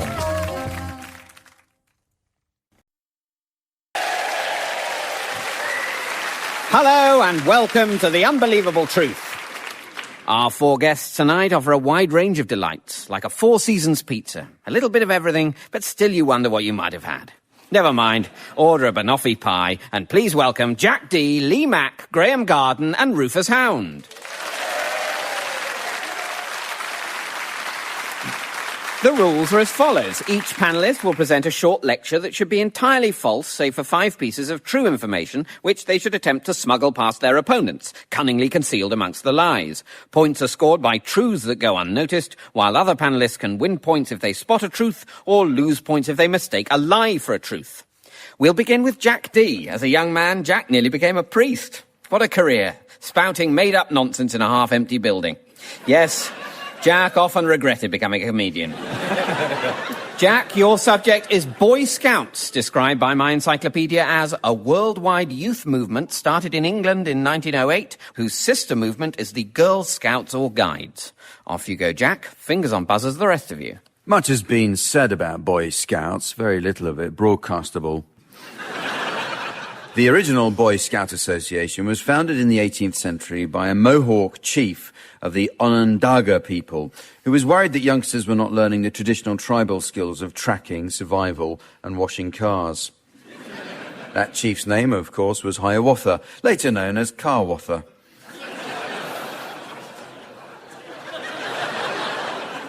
The leading country for Scouts is Indonesia, which has more than 17 million young members who meet every day to sit in circles, sing songs and make trainers. Graham. I think Indonesia probably does have the most Scouts. Yes, you're absolutely right. They do.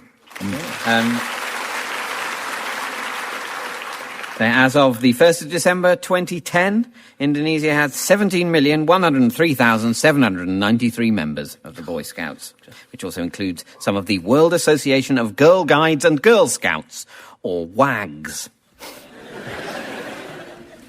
While in the military, Lord Baden-Powell frequently travelled disguised as a butterfly collector, incorporating plans of potential targets into his drawings of butterfly wings.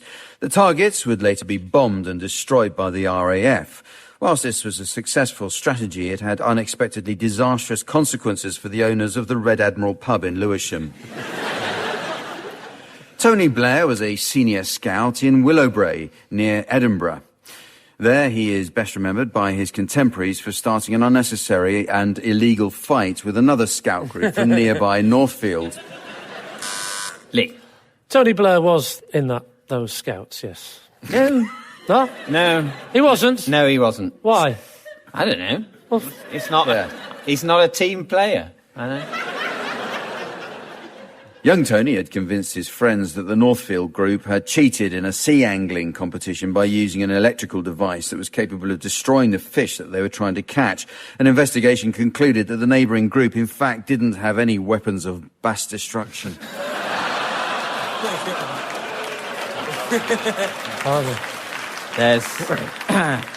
There's your licence fee right there. Can we edit out the groans? Margaret Thatcher was a girl guide, as were Angela Merkel and John Prescott. Rufus. I'm pretty sure Thatcher was a girl guide. I don't know, she wasn't. No? No. Other former girl guides include Mariah Carey, Kat Deeley and Carol Vorderman. I could continue, but the sweat now pouring off Lee Mack is frankly embarrassing.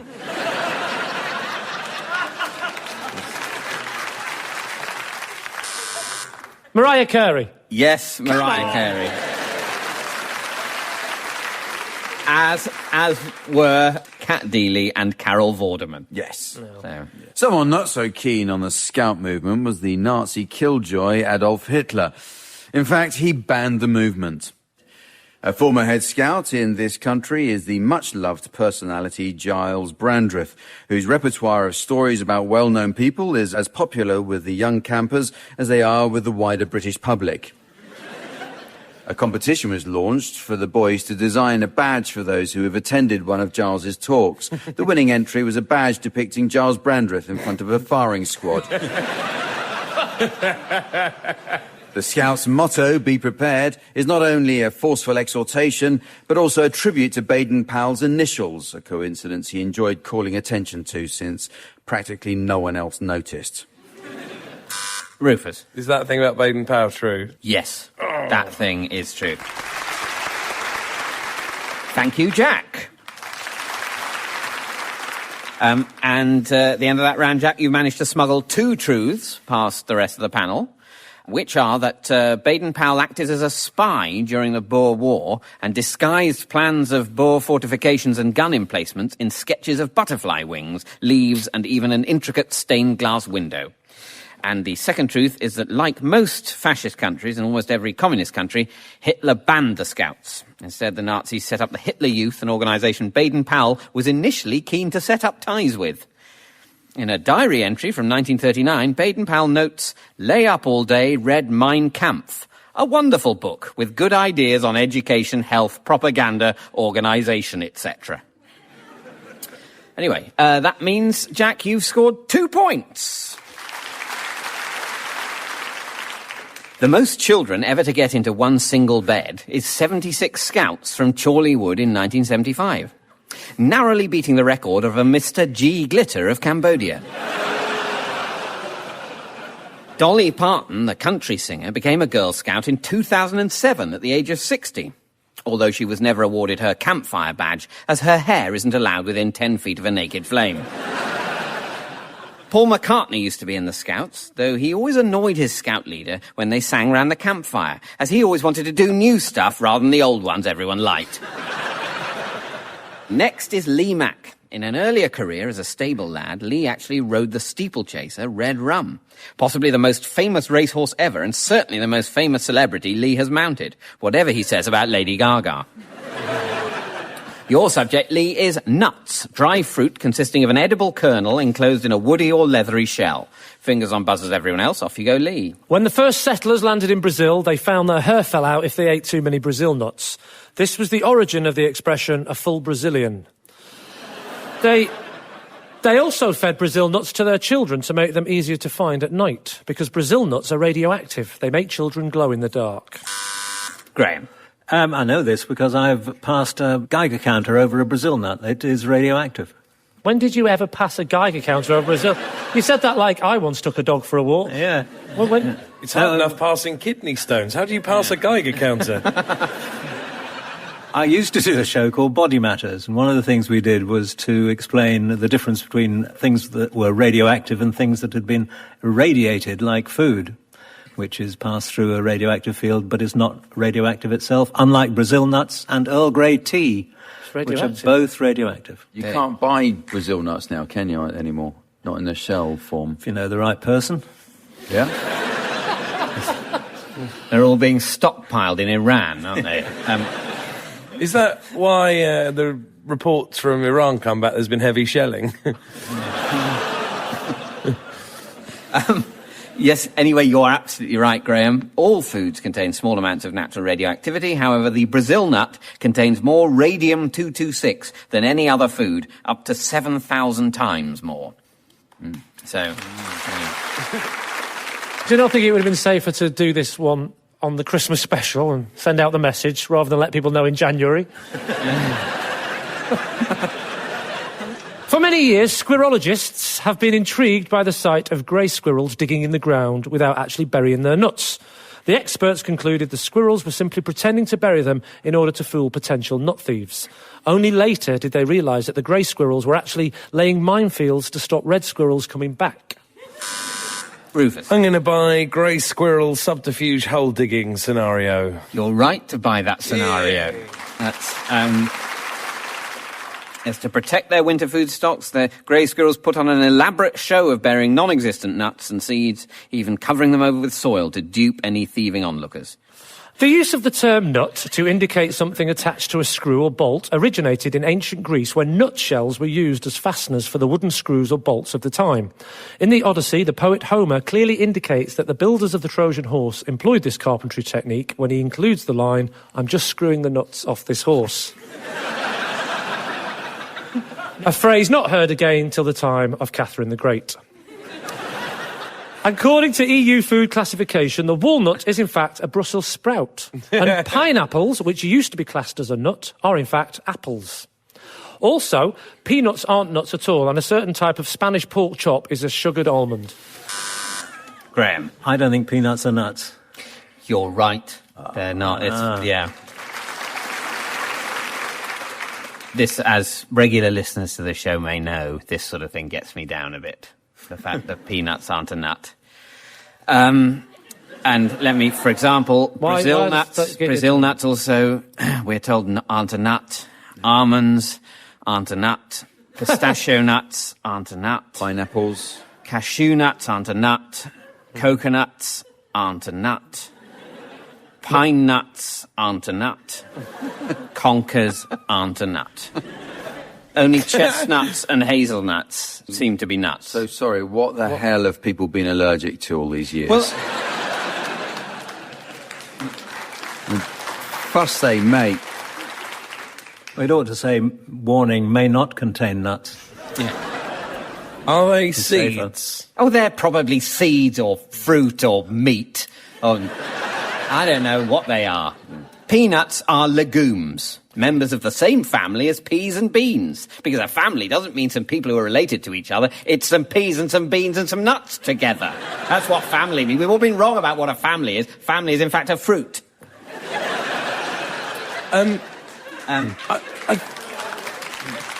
You're like this one. I think I'm right in saying a banana is technically a herb. Superb. Yeah. Cadbury's Fruit and Nut has not been sold in communist China since a disastrous product launch in the 1970s. Marketing executives fail to appreciate that the slogan, "Everyone's a fruit and nutcase," when translated into Mandarin Chinese, reads, "You, your family and co-workers are both overly camp and mentally unwell." Rufus. Look, I know that was made up, but enough of me wants to think that was true that I'm prepared to have the point deducted. As long as you're resigned to your fate, then we can all move on as adults. No, unfortunately, that isn't true. Although the slogan, "Come alive with Pepsi," translated into Chinese as "Pepsi brings your ancestors back from the dead." The advertising industry has long used ground almonds to represent dandruff, just as desiccated coconuts are used by Hollywood special effects departments to resemble snow, and chopped macadamia nuts are used by the police to simulate crack cocaine. America has countless eminently sensible nut-related laws. In Texan towns with a population of less than 500, it's illegal to use pistachios for target practice on Sundays. And in parts of New York State, it's against the law to walk backwards while eating peanuts during a concert. I don't think you're allowed to walk backwards eating peanuts in New York State. You're absolutely right. Well done. In 2002, the governor of the Texas State Penitentiary was suspended for erecting a banner over the front gate saying, "May contain nuts." Jack. I expect that's true. Someone thought they'd do that. Put a banner up. No. Wasn't George Bush the governor of Texas? Not Texas State Penitentiary. Unless that's the full name for Texas. And it's actually...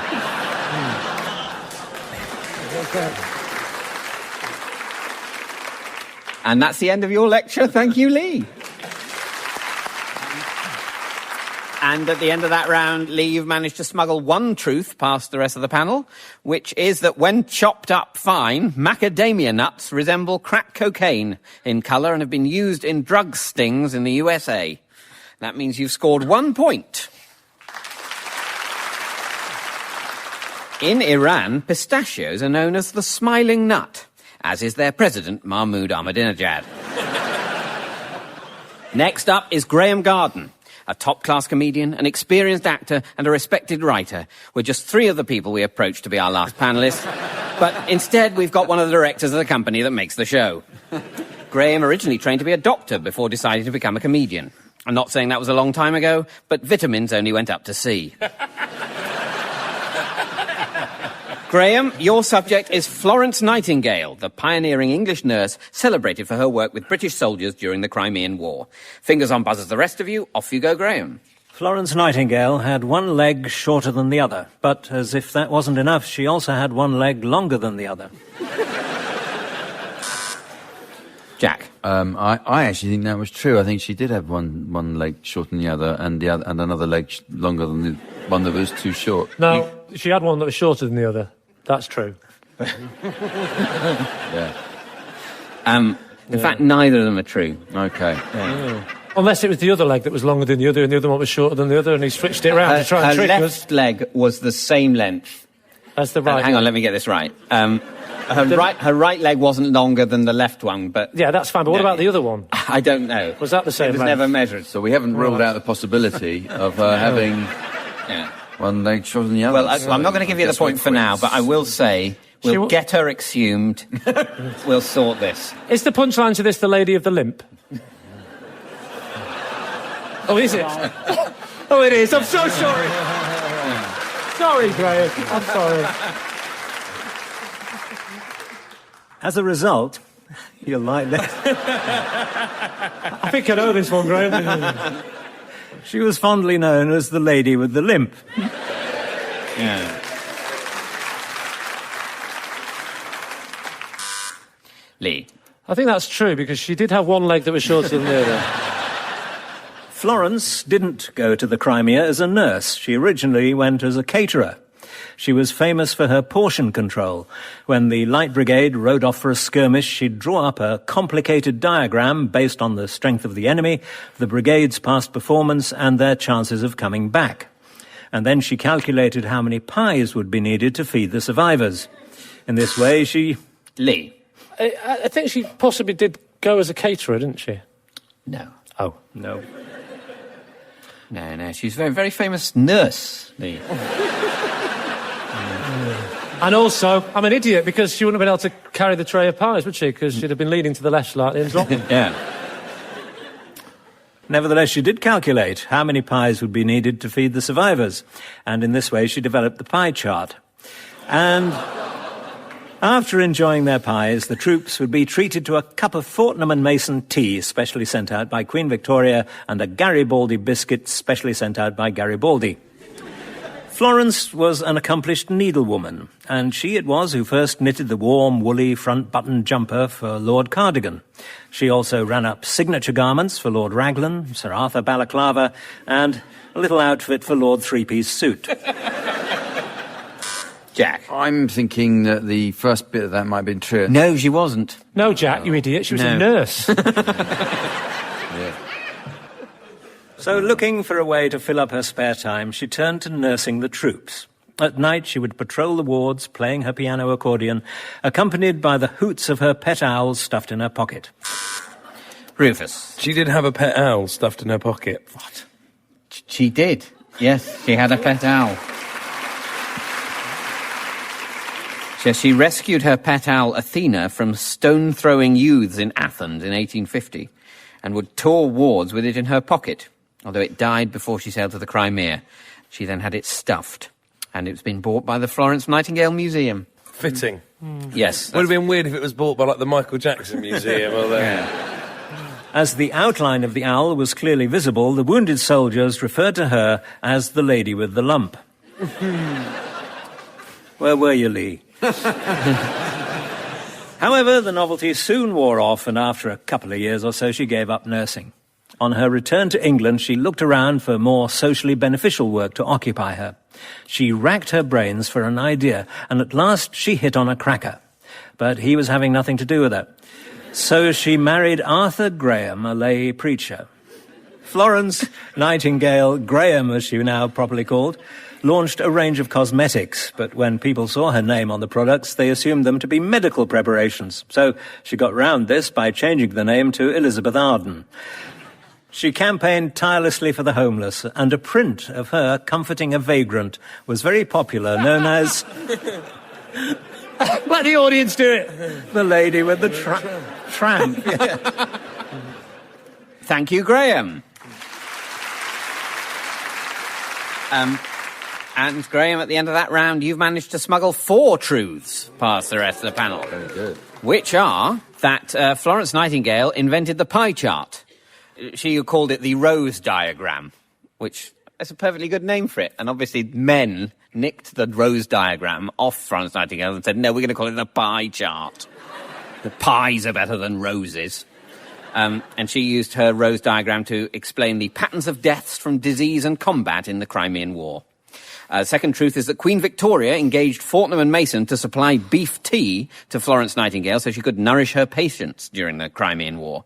The third truth is that Florence Nightingale served only 2 years as an active nurse, from 1851 to 1853, whilst training in Germany. Thereafter, she was a nursing manager when she went to the Crimea. And the last truth is that makeup entrepreneur Elizabeth Arden's real name was Florence Nightingale Graham, and she originally trained as a nurse before realising that she not only wanted to make people well, but she wanted to make them beautiful, which I think counts as a misuse of the word only. And that means, Graham, you've scored 4 points. Florence Nightingale owned a pet owl called Athena, which she'd rescued from stone-throwing youths in Athens in 1850, back in the days when young people in Greece could afford stones. Now it's the turn of Rufus Hound. Rufus is one of the regulars on the panel show Celebrity Juice, one of ITV2's most popular programmes that isn't about Katie Price or people from Essex. Your subject, Rufus, is the circus, a public performance typically presented in one or more large tents and featuring clowns, acrobats and trained animals. Off you go, Rufus. Circuses were invented in 1953 when two brothers from Rotherham, John and Abner Kilt, decided to run an illegal clown-watching operation from an old marquee left over from John's daughter's wedding. Clowns had been illegal in Britain since 1815, 30 years before Victoria took to the throne in an action, according to the Whig government of the day, designed to shield the soon-to-be Queen from inadvertent amusement.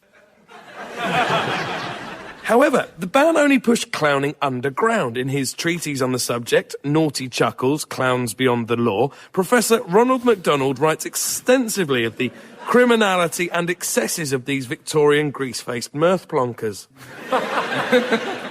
Of the 3.5 tons of opium imported by Junkie the Jester, of Bozo the Clown and his frankly unnecessary size 83 AAA shoes, and of the prostitutes that exclusively served the clowns, waiting on street corners, looking for cars that the wheels and doors were falling off of. However, there are only so many times that you can see someone with a painted-on smile about to throw a bucket of water over you before the confetti that follows is less of a comical surprise and more of an acrid reminder of life's pointlessness. Lee. That's true.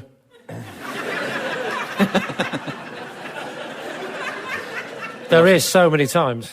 Isn't there? Yeah. Is that true? No.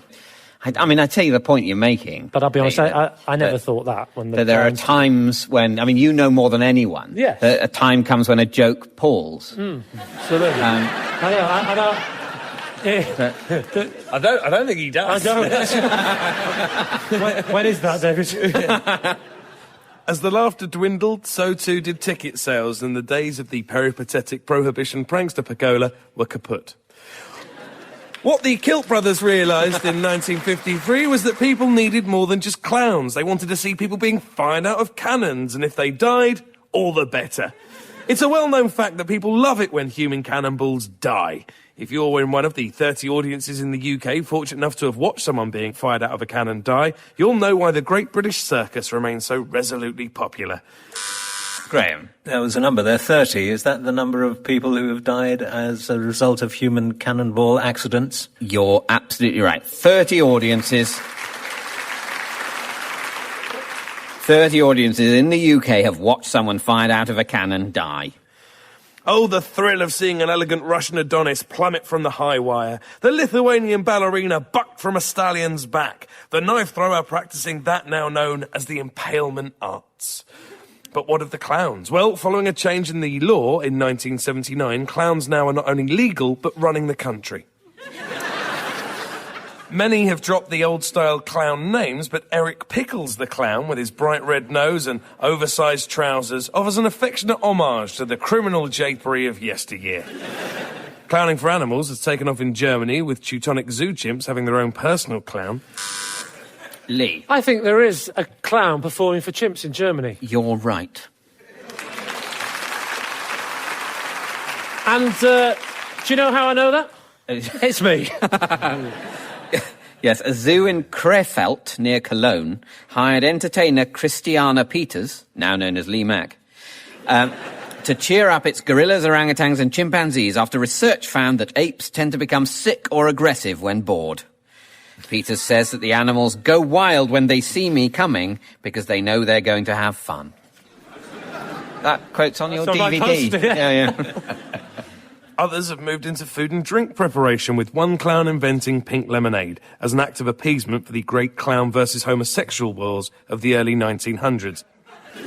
These days, whether you're in Oxford, Piccadilly or the media, the circus is a one-way ticket to a smiley face, or, if you're a clown, a two-way ticket to your own home. Thank you, Rufus. And, Rufus, at the end of that round, you've managed to smuggle 3 truths past the rest of the panel, which are that Bozo the Clown had size 83 AAA shoes and was apparently the role model for Ronald McDonald. The second truth is that the act of knife throwing is known as the impalement arts, despite the whole aim being to avoid impalement. And the third truth is that a clown invented pink lemonade. After joining the circus as a clown, Pete Conkling invented pink lemonade. He ran a lemonade stall, and one day in 1857 he ran out of water. In desperation, he used the pink water from a tub in which one of the bareback riders had washed her red tights. Conkling sold the resulting concoction as strawberry lemonade, promptly doubling his sales. With that disgusting fact, I can tell you you've scored 3 points. Professional clowns register their faces with a special face registry so that each clown can have their own unique, unfunny way of scaring children. Which brings us to the final scores. In joint last place, with -3 points each, we have Jack D and Lee Mack. In second place, with 3 points, it's Rufus Hound. And in first place, with a slightly mental 9 points, it's this week's winner, co-owner of the company, Graham Garden. That's about it for this week. All that remains is for me to thank our guests. They were all truly unbelievable, and that's the unbelievable truth. Goodbye. The Unbelievable Truth was devised by John Naismith and Graham Garden and featured David Mitchell in the chair with panellists Graham Garden for BBC Radio 4. Game built on truth and lies. In the chair, please welcome David Mitchell. Hello, and welcome to The Unbelievable Truth, the show based around believable lies and implausible facts. On our panel is a fab four of comedians, very much the Beatles of comedy, as they get confused if you flip them on their backs. Please welcome Tony Hawks, Tom Wrigglesworth, John Finnemore, and Alan Davis. The rules are as follows. Each panellist will present a short lecture that should be entirely false, save for 5 pieces of true information, which they should attempt to smuggle past their opponents, cunningly concealed amongst the lies. Points are scored by truths that go unnoticed, while other panellists can win points if they spot a truth, or lose points if they mistake a lie for a truth. We'll begin with Sheffield-born comic Tom Wrigglesworth. Tom, your subject is the radio, described by my encyclopedia as the transmission of programmes for public consumption by radio broadcast. Off you go, Tom. Fingers on buzzers, the rest of you. While television pictures can actually be picked up on people's dental fillings, radio broadcasts can only be received by slinky toys, which is why they were used as antennas during the Vietnam War. In the little-known radio show, misleadingly named Desert Island Discs, the most popular luxury item is a microwave oven. Bizarrely, the domestic microwave can actually be used to listen to the future. This is why BBC engineers use microwave technology to record tomorrow's Big Ben chimes and then broadcast them today, a few seconds ahead of the real ones.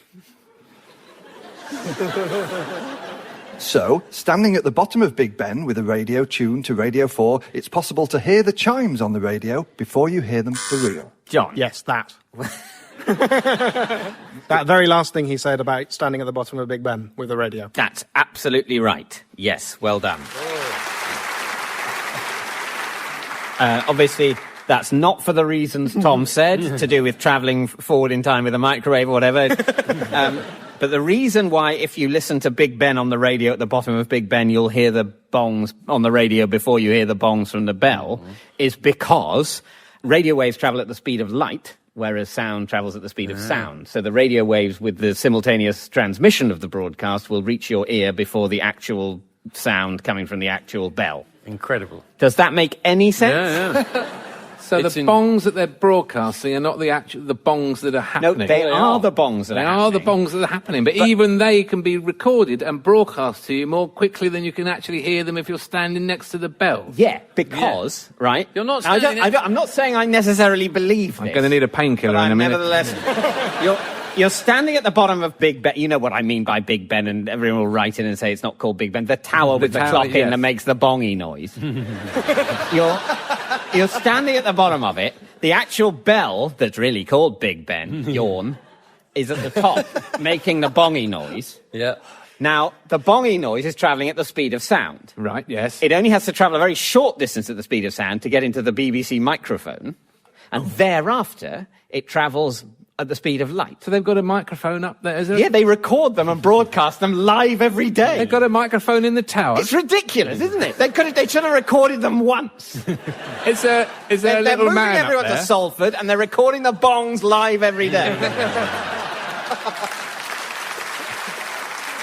Yeah, you can't hear the bongs in Salford, can you? What are they going to do? This is the BBC broadcasting from Manchester. Yeah.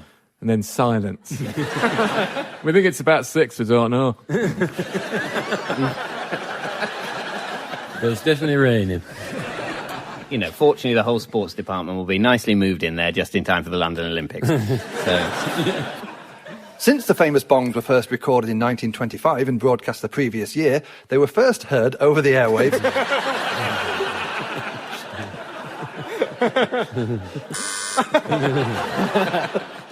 Alan. Were they first recorded in 1925? No, they weren't. No. Since the famous bongs were first recorded in 1925 and Liar. and broadcast the previous year, they were first heard over the airwaves to welcome in the new year of 1924. Tony. I'll go for that. I think they that's were. a bit...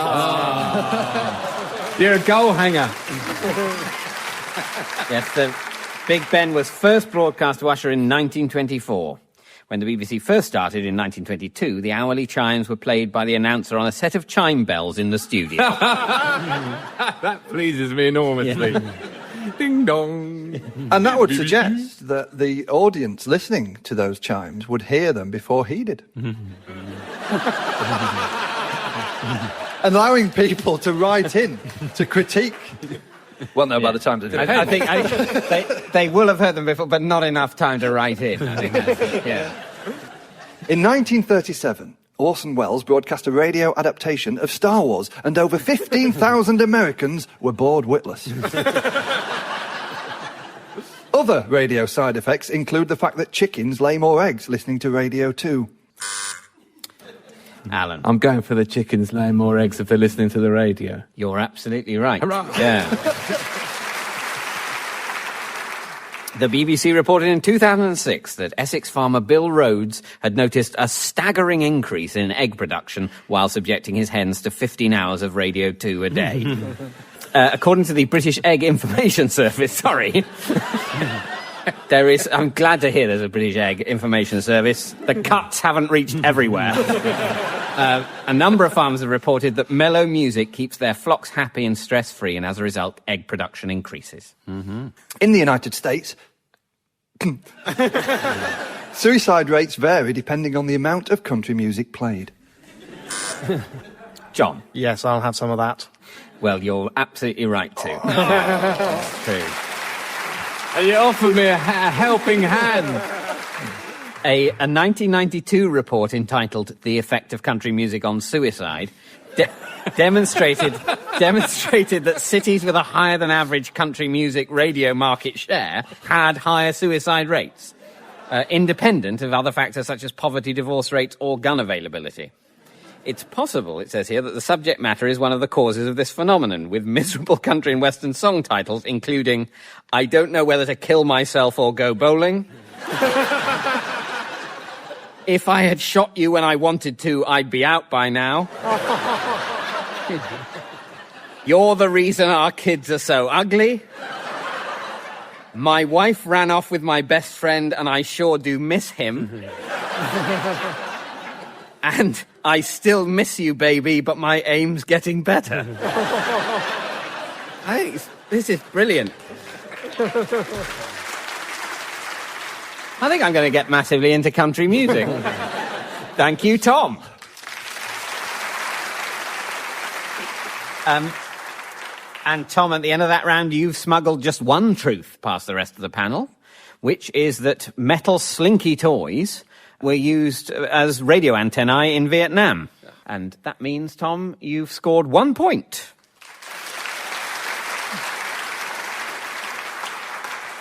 When Marconi died in 1937, radio stations around the world observed a 2-minute silence. As a mark of respect today, DAB radio does the same thing every 30 seconds. In 1995, a man claiming to have a bomb took over a local radio station in New Zealand and demanded to hear the song Rainbow Connection by Kermit the Frog. Muppet. In 1971, while a Calgary radio station was playing Carole King's I Feel the Earth Move, the studio collapsed. Thank goodness they weren't playing Come On Eileen.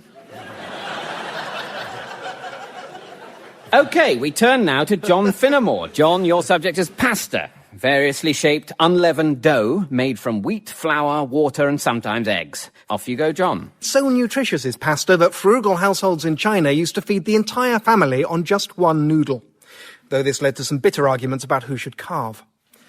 The Italian names for pasta all have amusing meanings. I will tell you a list of them now, one of which will be true. Tom. I think that in China somewhere they make enormous noodles. And it is brought to the table quite ceremoniously and distributed through the family, which you could therefore claim was one noodle. You're absolutely 100% right. That's exactly what happened. Yes, many Chinese meals are made up of just one noodle, but not through frugality. They're very, very long noodles, multiple threads, but just one giant noodle, and it's not cut until it reaches the table as it represents long life. OK, so my list of pasta meanings. There's ravioli, which means little turnips, vermicelli, which means mouse's tails, dull but accurate, strozzapreti, which means priest stranglers, confondigati, which means to confuse the cat, and fonzarelli, which means hey! Everything in Italy is based on pasta. Dolce & Gabbana have just released a range of pasta earrings. Tom. Either I've been so gullible, or the fact that vermicelli and vermin... and he said that one of them was true anyway, so I think... And he doesn't lie. The damage has been done. Yeah, unfortunately it doesn't. Worms. I think it means little worms. Worms. Yeah. Yes, that's it. Yeah. Among other uses for pasta, fusilli are often used as the helter-skelters in flea circuses. Farfelli make excellent makeshift bow ties for hamsters. Tom. They definitely do make excellent bow ties for hamsters. That can't be disproved at all. If you just, all you need to do is thread on a tiny piece of elastic. Doesn't necessarily need to be elastic. Could use common or garden thread. But either way... It's interesting. Yeah, I mean, this isn't one of the facts John's trying to smuggle past, but, I mean, it would, you're right. I mean... And a rider for the band Aerosmith after gigs was for a large bath or pit of pasta. Band members would take turns in the pasta pit wrestling with female fans. Tom. Well, there's a string of those rider things like the blue M&M one or whatever, and they're not there to actually be necessarily adhered to. They're there so that the band knows that the technical staff have just read the riders. So therefore, it wouldn't surprise me if Aerosmith did include a crazy out-there rider such as a big bath of pasta. I mean, I would say that the M&M's thing works better as proof that the small print's been read than insisting on a massive bath of pasta. But it is true.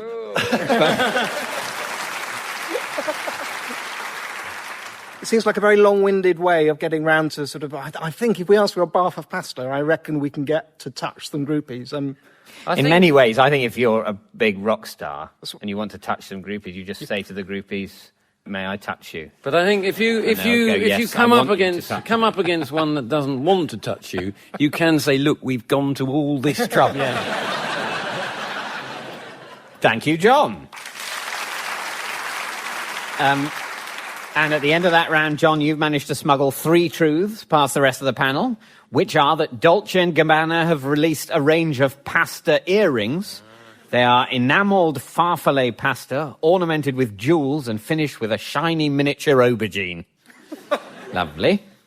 The second truth is that ravioli means little turnips. And there's some interest there. I distinctly heard the sound, oh.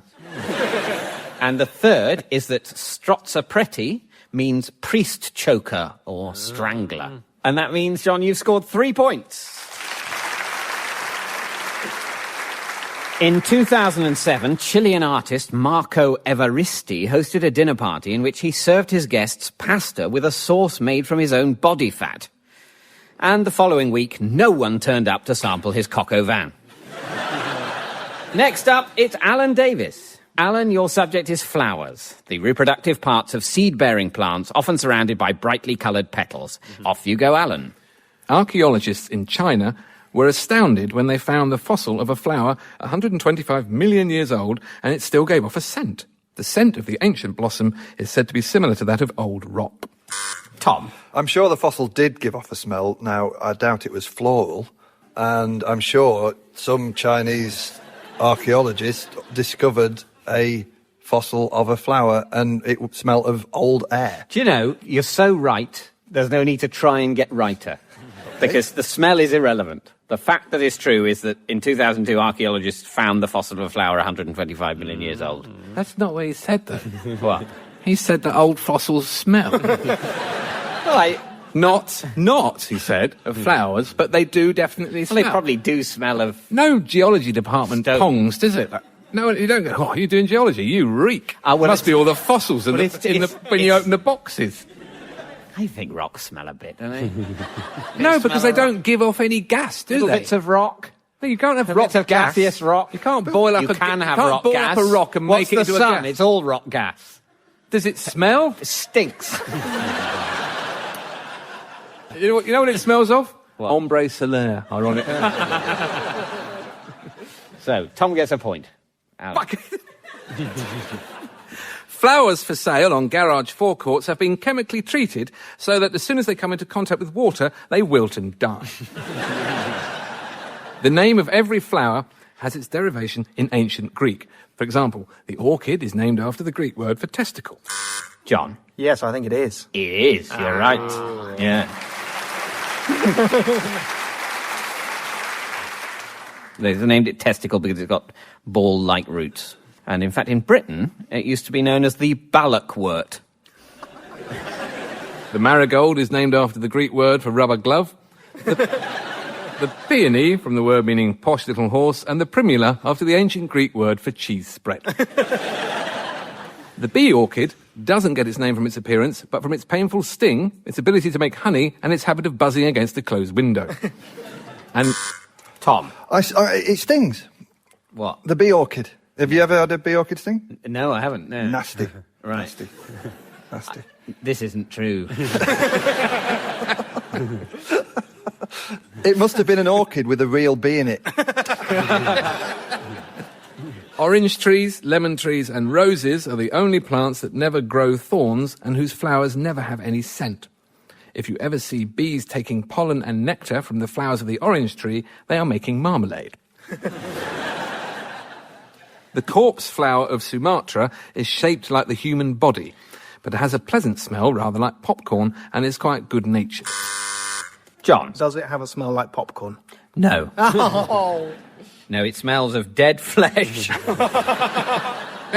And it's the biggest flower in the world. Oh. The Russian police were some of the first and most dedicated supporters of women's rights. And to this day, if they see a woman driving a car on International Women's Day, they like to stop them and hand them flowers. Tony? There is a tradition in Russia for giving flowers to women on Women's Day, and the police do it. Yeah, you're absolutely right. Did you actually know that? Oh, or yes. I spent a bit of time in Moldova, and I've hung around these sort of areas. Yeah. Well, yes. Deputy Interior Minister Alexander Chekalin said at a news conference, traffic policemen will not darken the holiday for driverettes. In some places, they congratulate women drivers. In others, they give them small presents, such as festive postcards or small bouquets of flowers. The favourite film of the singer Cher is Carry On Nurse. And to celebrate the famous daffodil scene, she had a flower tattooed on her bottom. Tony? She has got a tattoo on her bottom. How do you know? Oh, we're on first name terms. I don't know a second name. Yes. Yeah, you're right, Oh, Tony. She does. Thank you, Alan.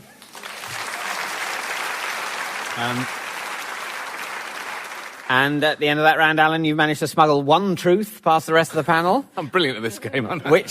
Which is that roses never grow thorns. Technically, what they have is prickles. Because thorns grow from the wood of a plant, whereas prickles grow from the outer layers of the skin, and are therefore easier to break off. So that's another one of those, whatever it is, a potato isn't a food. Whereas, a fork isn't an item of cutlery, it's actually a form of light. and, you know, that sort of thing. Anyway, and that means you scored 1 point. Due to the bulbous shape of its roots, the orchid is named after the Greek word for testicle, orchis. So if you believe in the slogan that tells you to say it with flowers, orchids are the way to say bollocks. The singer and actress Cher has a tattoo of a flower on her bottom. Apparently it looks like a pink dahlia with a red centre, but we don't know what flower the tattoo is. Now it's the turn of Tony Hawks. Comedian and musician Tony Hawks is often mistaken for Tony Hawk, the world skateboard champion. But it's easy to tell them apart. One has to wear a safety helmet to protect him from injury while performing. The other is a skateboard champion. Your subject, Tony, is wool, the soft coat of various hairy animals, especially sheep, which is prized as a textile fibre. Off you go, Tony. The French hate wool. They really hate it. And in 17th century France, peasants could be fined for wearing a wool cap instead of a beret. The English, on the other hand...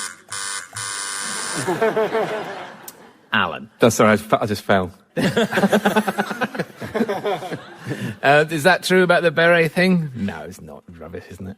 It isn't true, no. Waste of time. Wasting everyone's time. A beret is a wool cap. It's a wool cap. Well, it's already a wool cap. You couldn't be fined for wearing a wool cap instead of a beret when you are actually wearing a wool cap already, which is called a beret.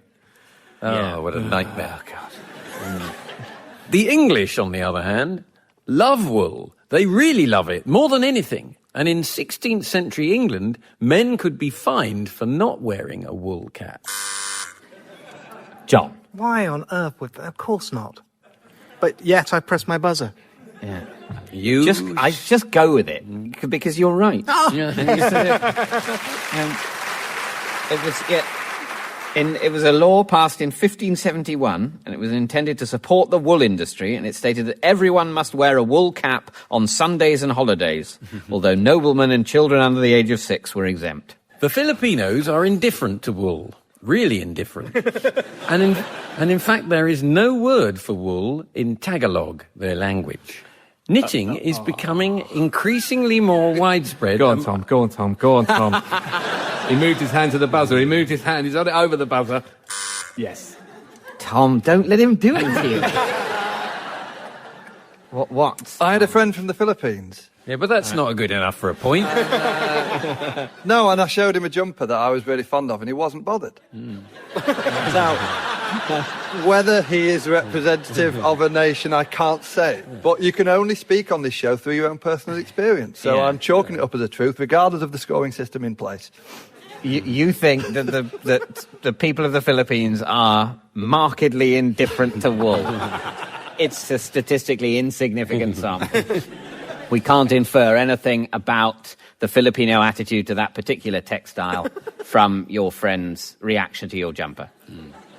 Well, I'm sorry for not asking the entire population of the world before I came on this show. Apology accepted. Let's face it. Tom, I put it to you that the Filipino jumper showing incident was a lie. Not a small and insignificant sample. Yeah. Actually, an event that never happened. Tom, don't lie outside your go. Knitting is becoming increasingly more widespread amongst Britain's underclass, and the habit of sharing needles has led to 2 deaths by sleeveless pullos. In days gone by, people used to use wool instead of toilet paper because it was soft, strong and reliable. The only drawback was that sheepdog puppies kept running away with it. Tom. I'm quite sure that wool would have been used to wipe up, so to speak, at some point. Whether it was washed and laundered or not, I don't know, but it was definitely used in the lavatory. You're absolutely right, it was. Yeah. Did people use just the back of their baggy jumpers? Is that what happened? Was this the reason why your Filipino friend was indifferent to your jumper?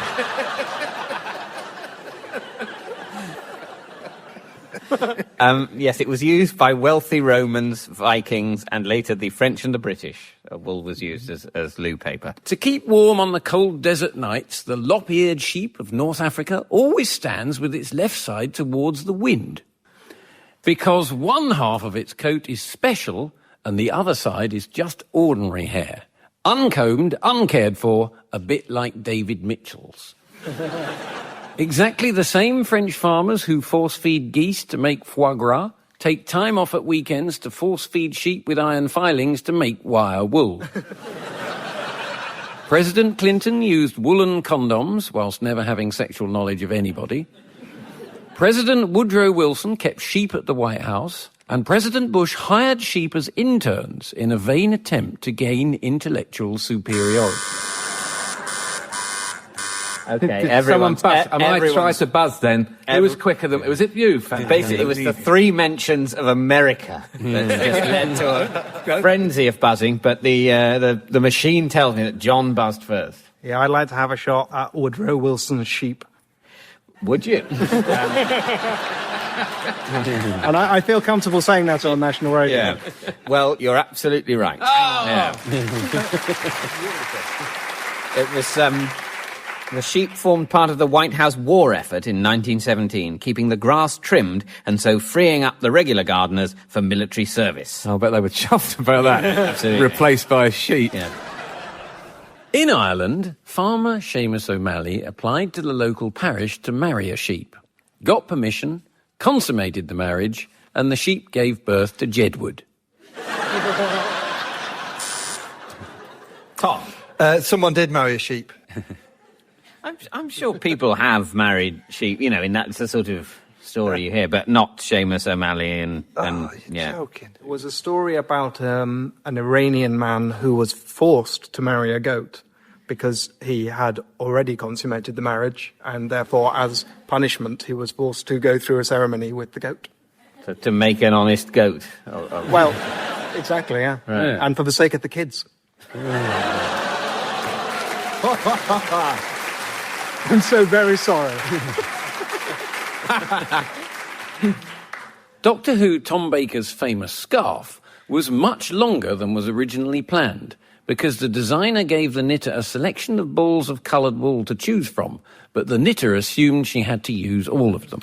Thank you, Tony. I don't know if it's true, And Tony, at the end of that round, you've managed to smuggle 2 truths past everyone else, which are that the lop-eared sheep of North Africa has a coat that is half a short, downy undercoat of wool and half long, coarse hair, similar to the wild ancestors of today's domestic sheep. And the other truth is that Doctor Who Tom Baker's famous scarf... Tom was going, I reckon that's true, I think that's true. I was going, nah, it's not. Tom, you were going, I reckon that's true, I reckon that... Because there is a formalised way in this context of saying, I reckon that's true. You have a... dispirited after the whole Filipino incident. That's a phrase that's meant other things. Yes, Tom Baker's famous scarf is much longer than originally planned because the designer, Begonia Pope, used up all the wool. Anyway, that means, Tony, you've scored 2 points. Which brings us to the final scores. In 4th place, with -3 points, we have Tom Wrigglesworth. In 3rd place, with -2 points, it's Alan Davis. In 2nd place, with -1 point, it's Tony Hawks. And in 1st place, with an unassailable 4 points, it's this week's winner, John Finnemore. That's about it for this week, and indeed this series. All that remains is for me to thank our guests. They were all truly unbelievable, and that's the unbelievable truth. Goodbye. The Unbelievable Truth was devised by John Naismith and Graham Garden and featured David Mitchell in the chair with panellists Tony Hawks, Alan Davies, John Finnemore and Tom Wrigglesworth. The chairman's script was written by Colin Swash and Ian Pattinson, and the producer was John Naismith. It was a random production for BBC Radio 4. Built on truth and lies. In the chair, please welcome David Mitchell. Hello and welcome to The Unbelievable Truth.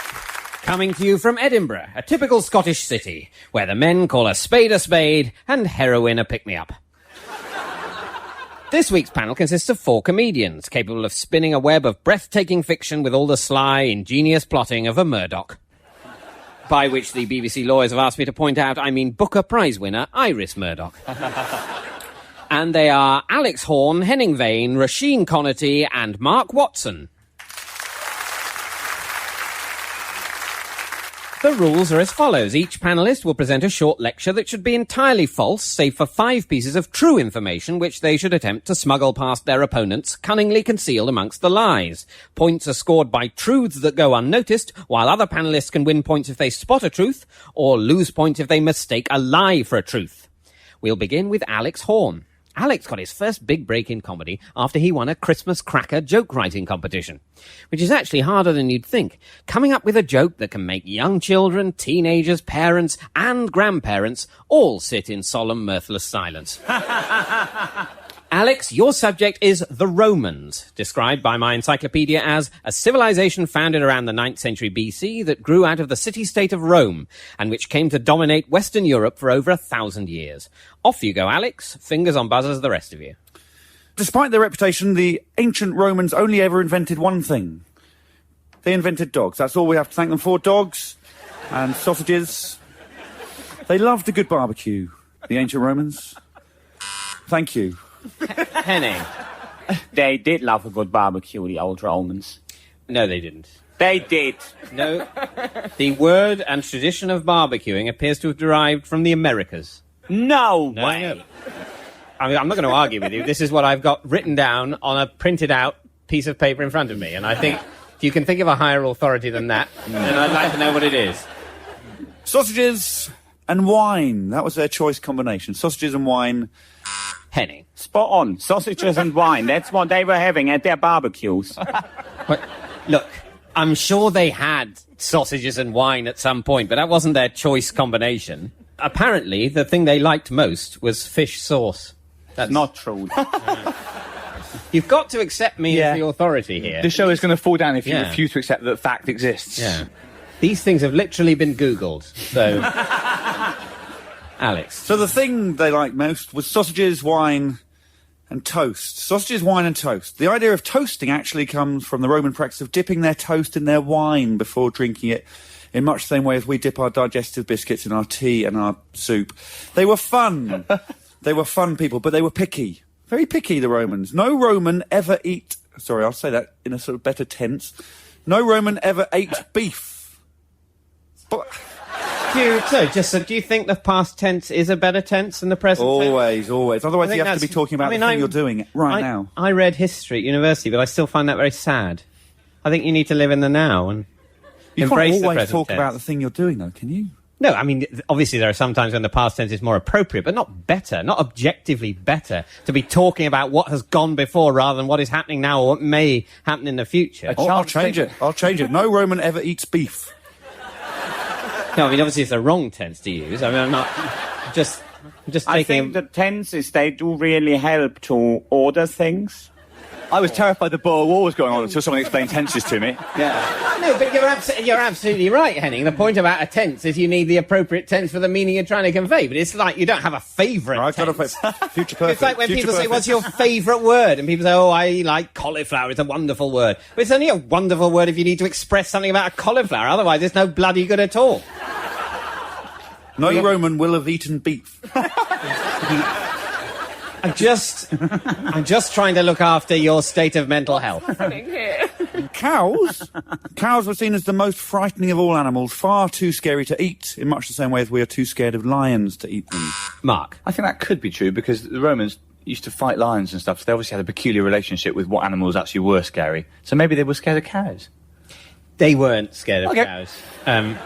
I think they were scared of lions. Do you think that they thought lions were an easy animal to fight? I assumed that the gladiators went in thinking this should be a breeze. Yeah. Right. They'll say, oh, we'll barbecue that later on.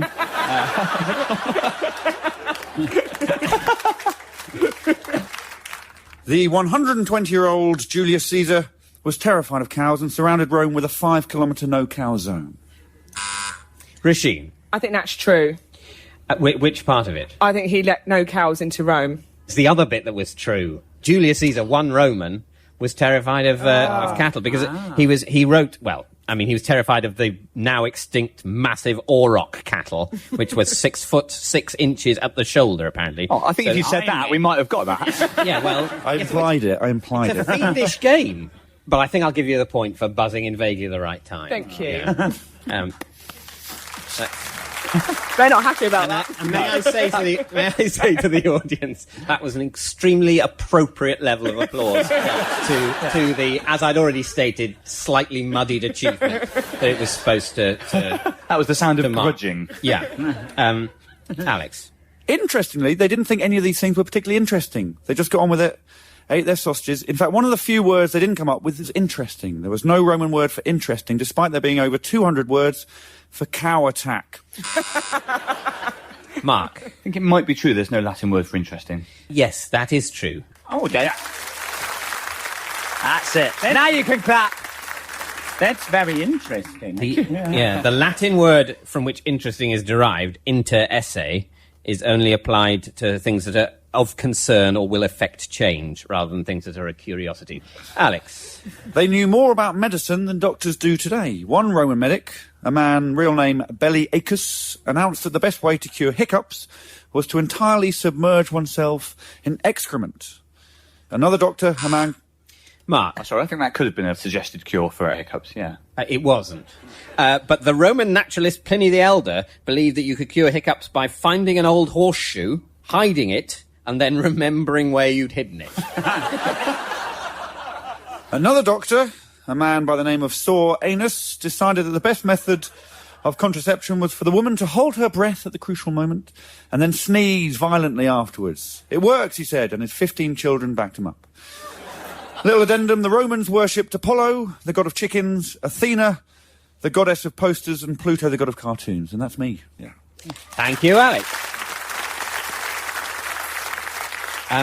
Well, Alex, in that round, you've managed to smuggle 3 truths past the rest of the panel. And the first one, the Romans gave us sausages. But, you know, by which I mean they invented sausages. I don't know. So how did they prepare them, then, in your opinion? The Roman sausage, or botellus, was filled with meat, nuts, and boiled eggs. Now, that would be good in a sausage, wouldn't it? I will never eat a sausage now without thinking, where's the boiled egg? The second truth is that the idea of toasting comes from the Roman practice of dipping toast in their wine before drinking it. What? They did this as the toasted bread reduced the acidity of the wine and made slightly off or vinegary wines more palatable. And the third truth is that a man called Saw Anus thought the best method of contraception was for the woman to hold her breath at the crucial moment and then sneeze violently afterwards. And that means, Alex, you've scored 3 points. Wow, thank you. Until the Romans invaded, the British had no word for kissing, or more to the point, for invaded. On finding they could teach parrots to speak, the men in ancient Rome taught them to say, "Hail Caesar," unlike the men in ancient Greece, who taught them to say, "Who's a pretty boy then?" OK, we turn now to Henning Wehn. Henning is a German comedian and is, without doubt, the funniest man to come from Germany since Hess. Your subject, Henning, is chickens, common domestic fowl raised by humans for their meat and eggs. Fingers on buzzers, everyone else. Off you go, Henning. Why did the chicken cross the road? To occupy France. Oh, sorry, that was my grandfather.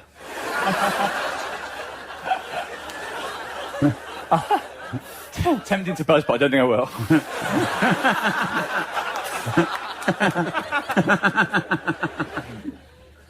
But seriously, the chickens...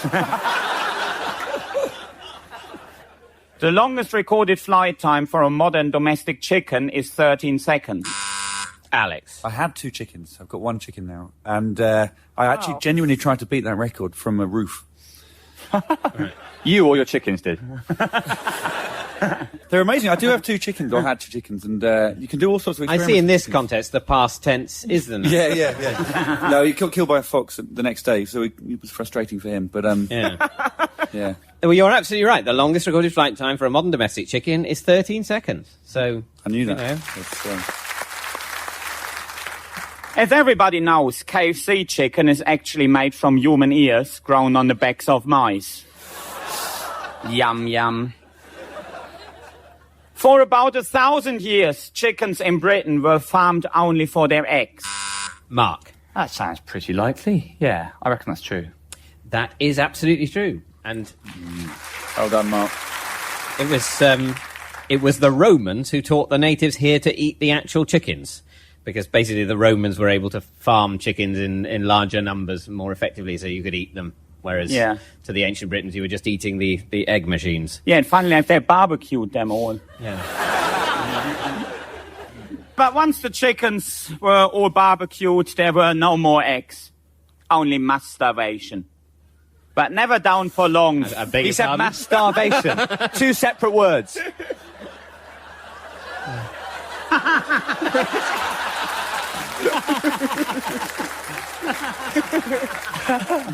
That's definitely the biggest laugh mass starvation has ever got. Quite a long march, yeah. But never down for long.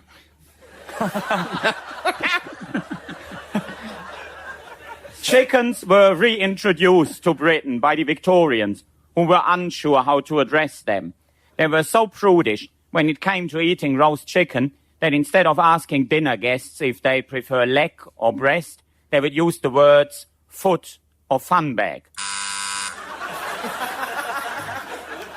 Alex. I think the Victorians wouldn't have been able to say breast or thigh. I think they would have cast that under the same net as unmentionables. I think they probably would have avoided saying thigh or breast, and they'd probably say dark or white meat, because they were very happy with racism.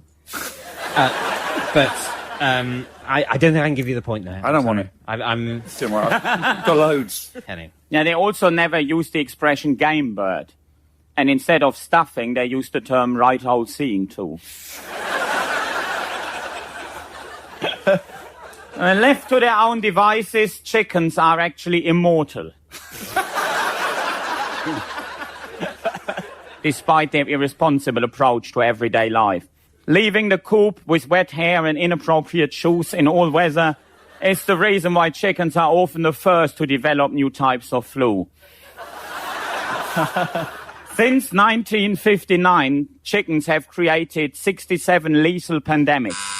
Mark. I feel that might be true just because everything else you're saying is such obvious gibberish that just by the law of averages it ought to be true. What is? That their chickens have been responsible for 67 pandemics. What is true is that chickens are often the first to develop new types of flu. Flu often spreads from birds to livestock and then humans.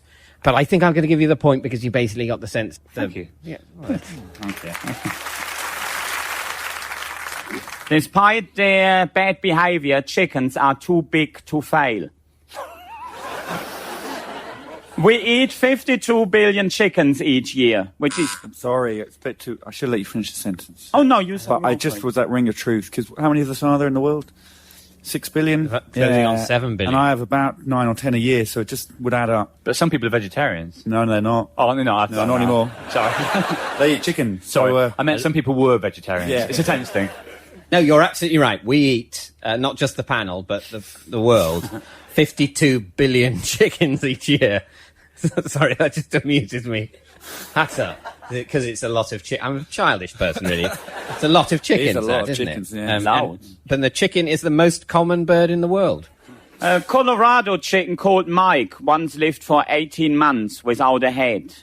I've heard that Alex. before. That's definitely either an urban myth or an urban fact or a rural myth. It's actually a rural fact. Which one's that? That means you're right. Oh, good, Yeah. good. In 1945, a plump young cockerel in Colorado had his head chopped off and lived as the axe missed the jugular vein and left enough of the brainstem attached to the neck for him to survive. Mike became a national celebrity, touring the country and featuring in Time and Life magazines. So Mike the Headless Chicken's world tour ended when he was taken to court for claiming incapacity benefit while still working. Thank you, Henning.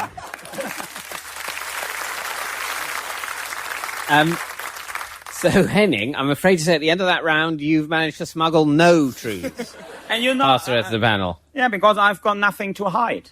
Yes. You were scrupulously honest. So I'm afraid that means you've scored no points. Next up is Roisin Connerty. Roisin is a stand-up comedian who at last year's Edinburgh Festival walked off with the Best Newcomers Award, much to the annoyance of the Best Newcomer.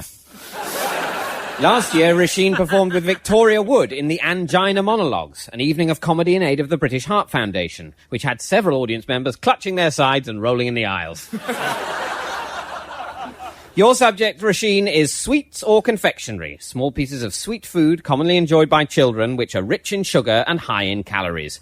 Sweets were first discovered in South America in 1200 AD when two donkeys called Myrtle and Martha started fighting each other over the last piece of sugarcane in a field. Martha and Myrtle were the inspiration behind M&Ms. M&M now test all of their candy on donkeys first because they react so passionately when it's good. Mark? Obviously, most of that was lies, but I think it could be true that sweets originated in South America when you said. Yeah, I think that's possible. Yeah, I think that might be true.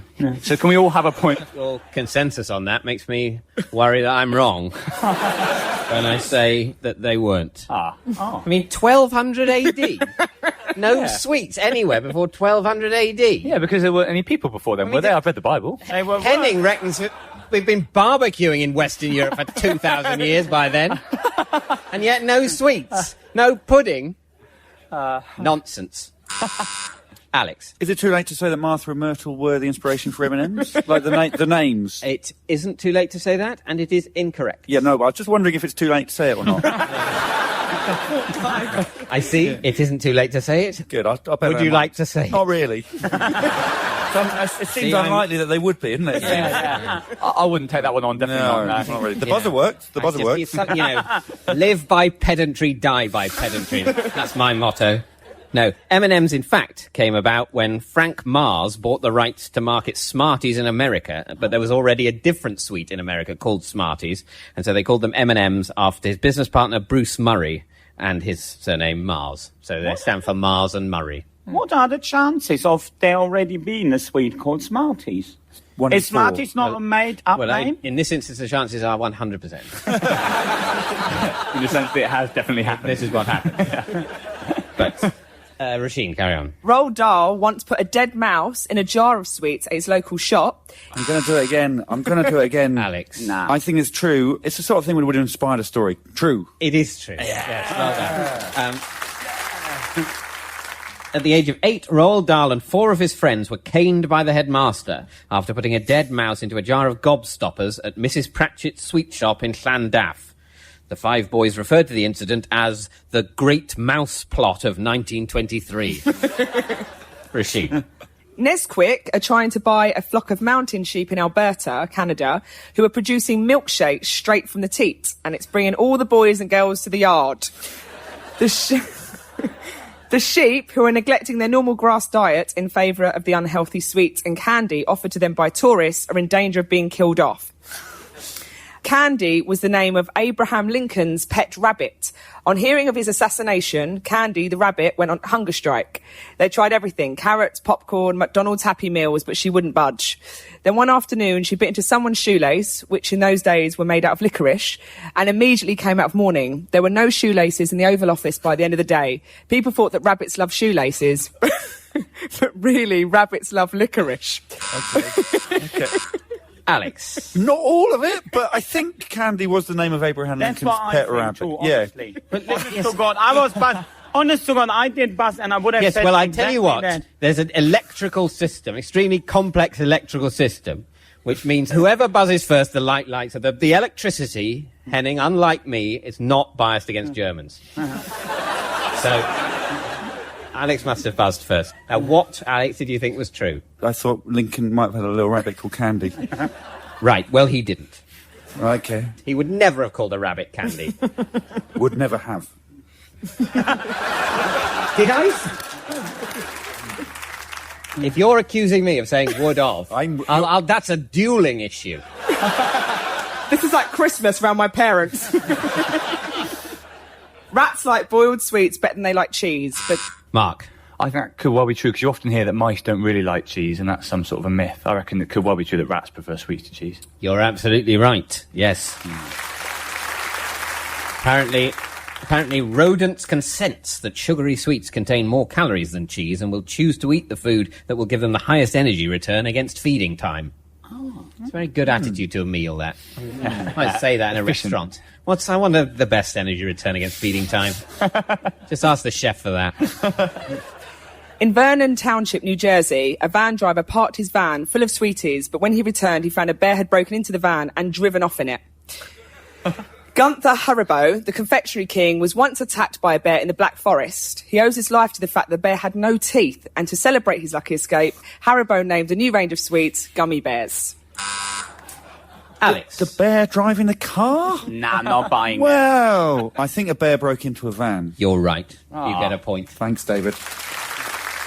Yes, the police believe the bear broke into the van through the window because he could smell sweets. As he reached for the sweets, the bear is thought to have dislodged the handbrake, causing the vehicle to roll down the hill. It's quite a broad definition of driving it. But, nevertheless, people will have been met with the hilarious sight of a bear, behind the wheel of a van. And that's the end of Rasheen's lecture. And Rasheen, you've managed to smuggle 2 truths past the rest of the panel, which are that in Alberta, Canada, a flock of mountain sheep are in danger of being killed off as they neglect their normal grass diet in favour of the unhealthy sweets offered to them by tourists. The new diet causes the herd to lose weight, and the females are not able to produce enough high-quality milk. And the second truth is that rabbits love licorice, although this is bad for their health, as rabbits cannot digest sugars. And that means you've scored 2 points. Yes. 35 million pounds of popcorn is produced every year in America, which is enough to circle the moon 4 times, it says here. Personally, I think you'll also need some sort of rocket. Now it's the turn of Mark Watson. Your subject, Mark, is competitions, events or contests in which the participants compete for a prize, honour or advantage. Off you go, Mark. America hosts a surprising number of competitions for a famously uncompetitive, humble nation. For example, Ms. Mary Esposito won the prestigious American title of Most Infested Home after her apartment was judged to be infested by a prize-winning 75,000 cockroaches. And Alex. Yep. You're right. Yeah. Yes, she won Most Infested Home, and the prize was $1,000 and a supply of cockroach control products. Alice Johnson from Santa Fe once won a car by kissing it for 32 hours, losing 4 teeth in the process. But the Canadians don't allow competitions of any sort. It all started when they banned Miss Canada beauty pageant in 1992. Then, when its replacement, the politically correct Miss Ugly Canada, proved a failure, the competitive spirit deserted the Canadians. These days, towns such as Oak Bluff near Winnipeg hold an annual non-competitiveness contest. Anyone who turns up is immediately disqualified, and the prize is then awarded to the resident the judging panel feel is least likely to want to win it. That resident is then awarded the prize, congratulated, apologised to, and immediately disqualified. Alex. I think Canada may have banned Miss Canada in 1992. They did indeed. Very good. Ah, wow. Europe's most celebrated competition must be the Basque Country's annual Nutcracking with the Bottom Championship. Cracking 30 walnuts between your buttocks in a minute would make you Spain's best backside for performing minor culinary tasks. But to win the Iberian title, you would have to go up against Portugal's Diego Quesantia, whose unusually heat-radiant posterior takes just 6 minutes to coddle an egg. Rasheen. I think the nut-cracking bum bit is true. That phrase, which I never thought I'd hear, is absolutely worth a point. Well done. Yes, it was Jose Luis Astorga, 34, won the world's first competition for cracking walnuts in the anus after he succeeded in cracking an impressive 30 walnuts in 57 seconds in front of a crowd of hundreds. Of walnuts, presumably. His brother, Juan Ramon, was second with a time of 1 minute 20 seconds. The brothers' winning times have been attributed to a peculiar physical characteristic which runs in the Astorga family. I'll say. Some of the world's best-known competition losers include writer Graham Greene, who once came second in a Write Like Graham Greene contest. And during his time in exile, Peter Andre didn't even get into the top 3 of a Peter Andre cover versions contest. Of course, now his career's back on track and he's got high hopes of a runner-up spot this year. Or did it twice. I pressed it twice because I was excited. I think the Peter Andre one might be true, that he didn't... But he came third in a or Peter didn't Andre. come third, yeah. No. I mean, yeah. I can't even remember what the fact No. was, but it's not true. The thing, I mean, I think that whole thing was pretty awful with the 2 buzzers, and then I didn't have any faith in what I was going to say. It's been an awful couple of moments. Yeah, I think... And that, well, I hesitate to say that's the end, because that would be a true fact. Yes. Well, it's all right, I can say it. Yes. That's the end. Thank you, Mark. Very good. At the end of that round, Mark, you've managed to smuggle 2 truths past the rest of the panel, which are that 23-year-old waitress Alice Johnson from Santa Fe won a car by kissing it for 32 hours and 20 minutes in 1994. And she certainly damaged 4 teeth in the process. And the other truth is that Graham Greene once came second in a Write Like Graham Greene contest. Similarly, during the 1920s, Charlie Chaplin once went to a Charlie Chaplin lookalike competition in San Francisco, didn't even make it to the finals. And that means that you've scored 2 points, Mark. The Air Guitar World Championships take place in Finland, a long, riotous evening of long-haired headbanging, which invariably ends with the world's newest air guitar champion heading back to his hotel room to celebrate with his air girlfriend.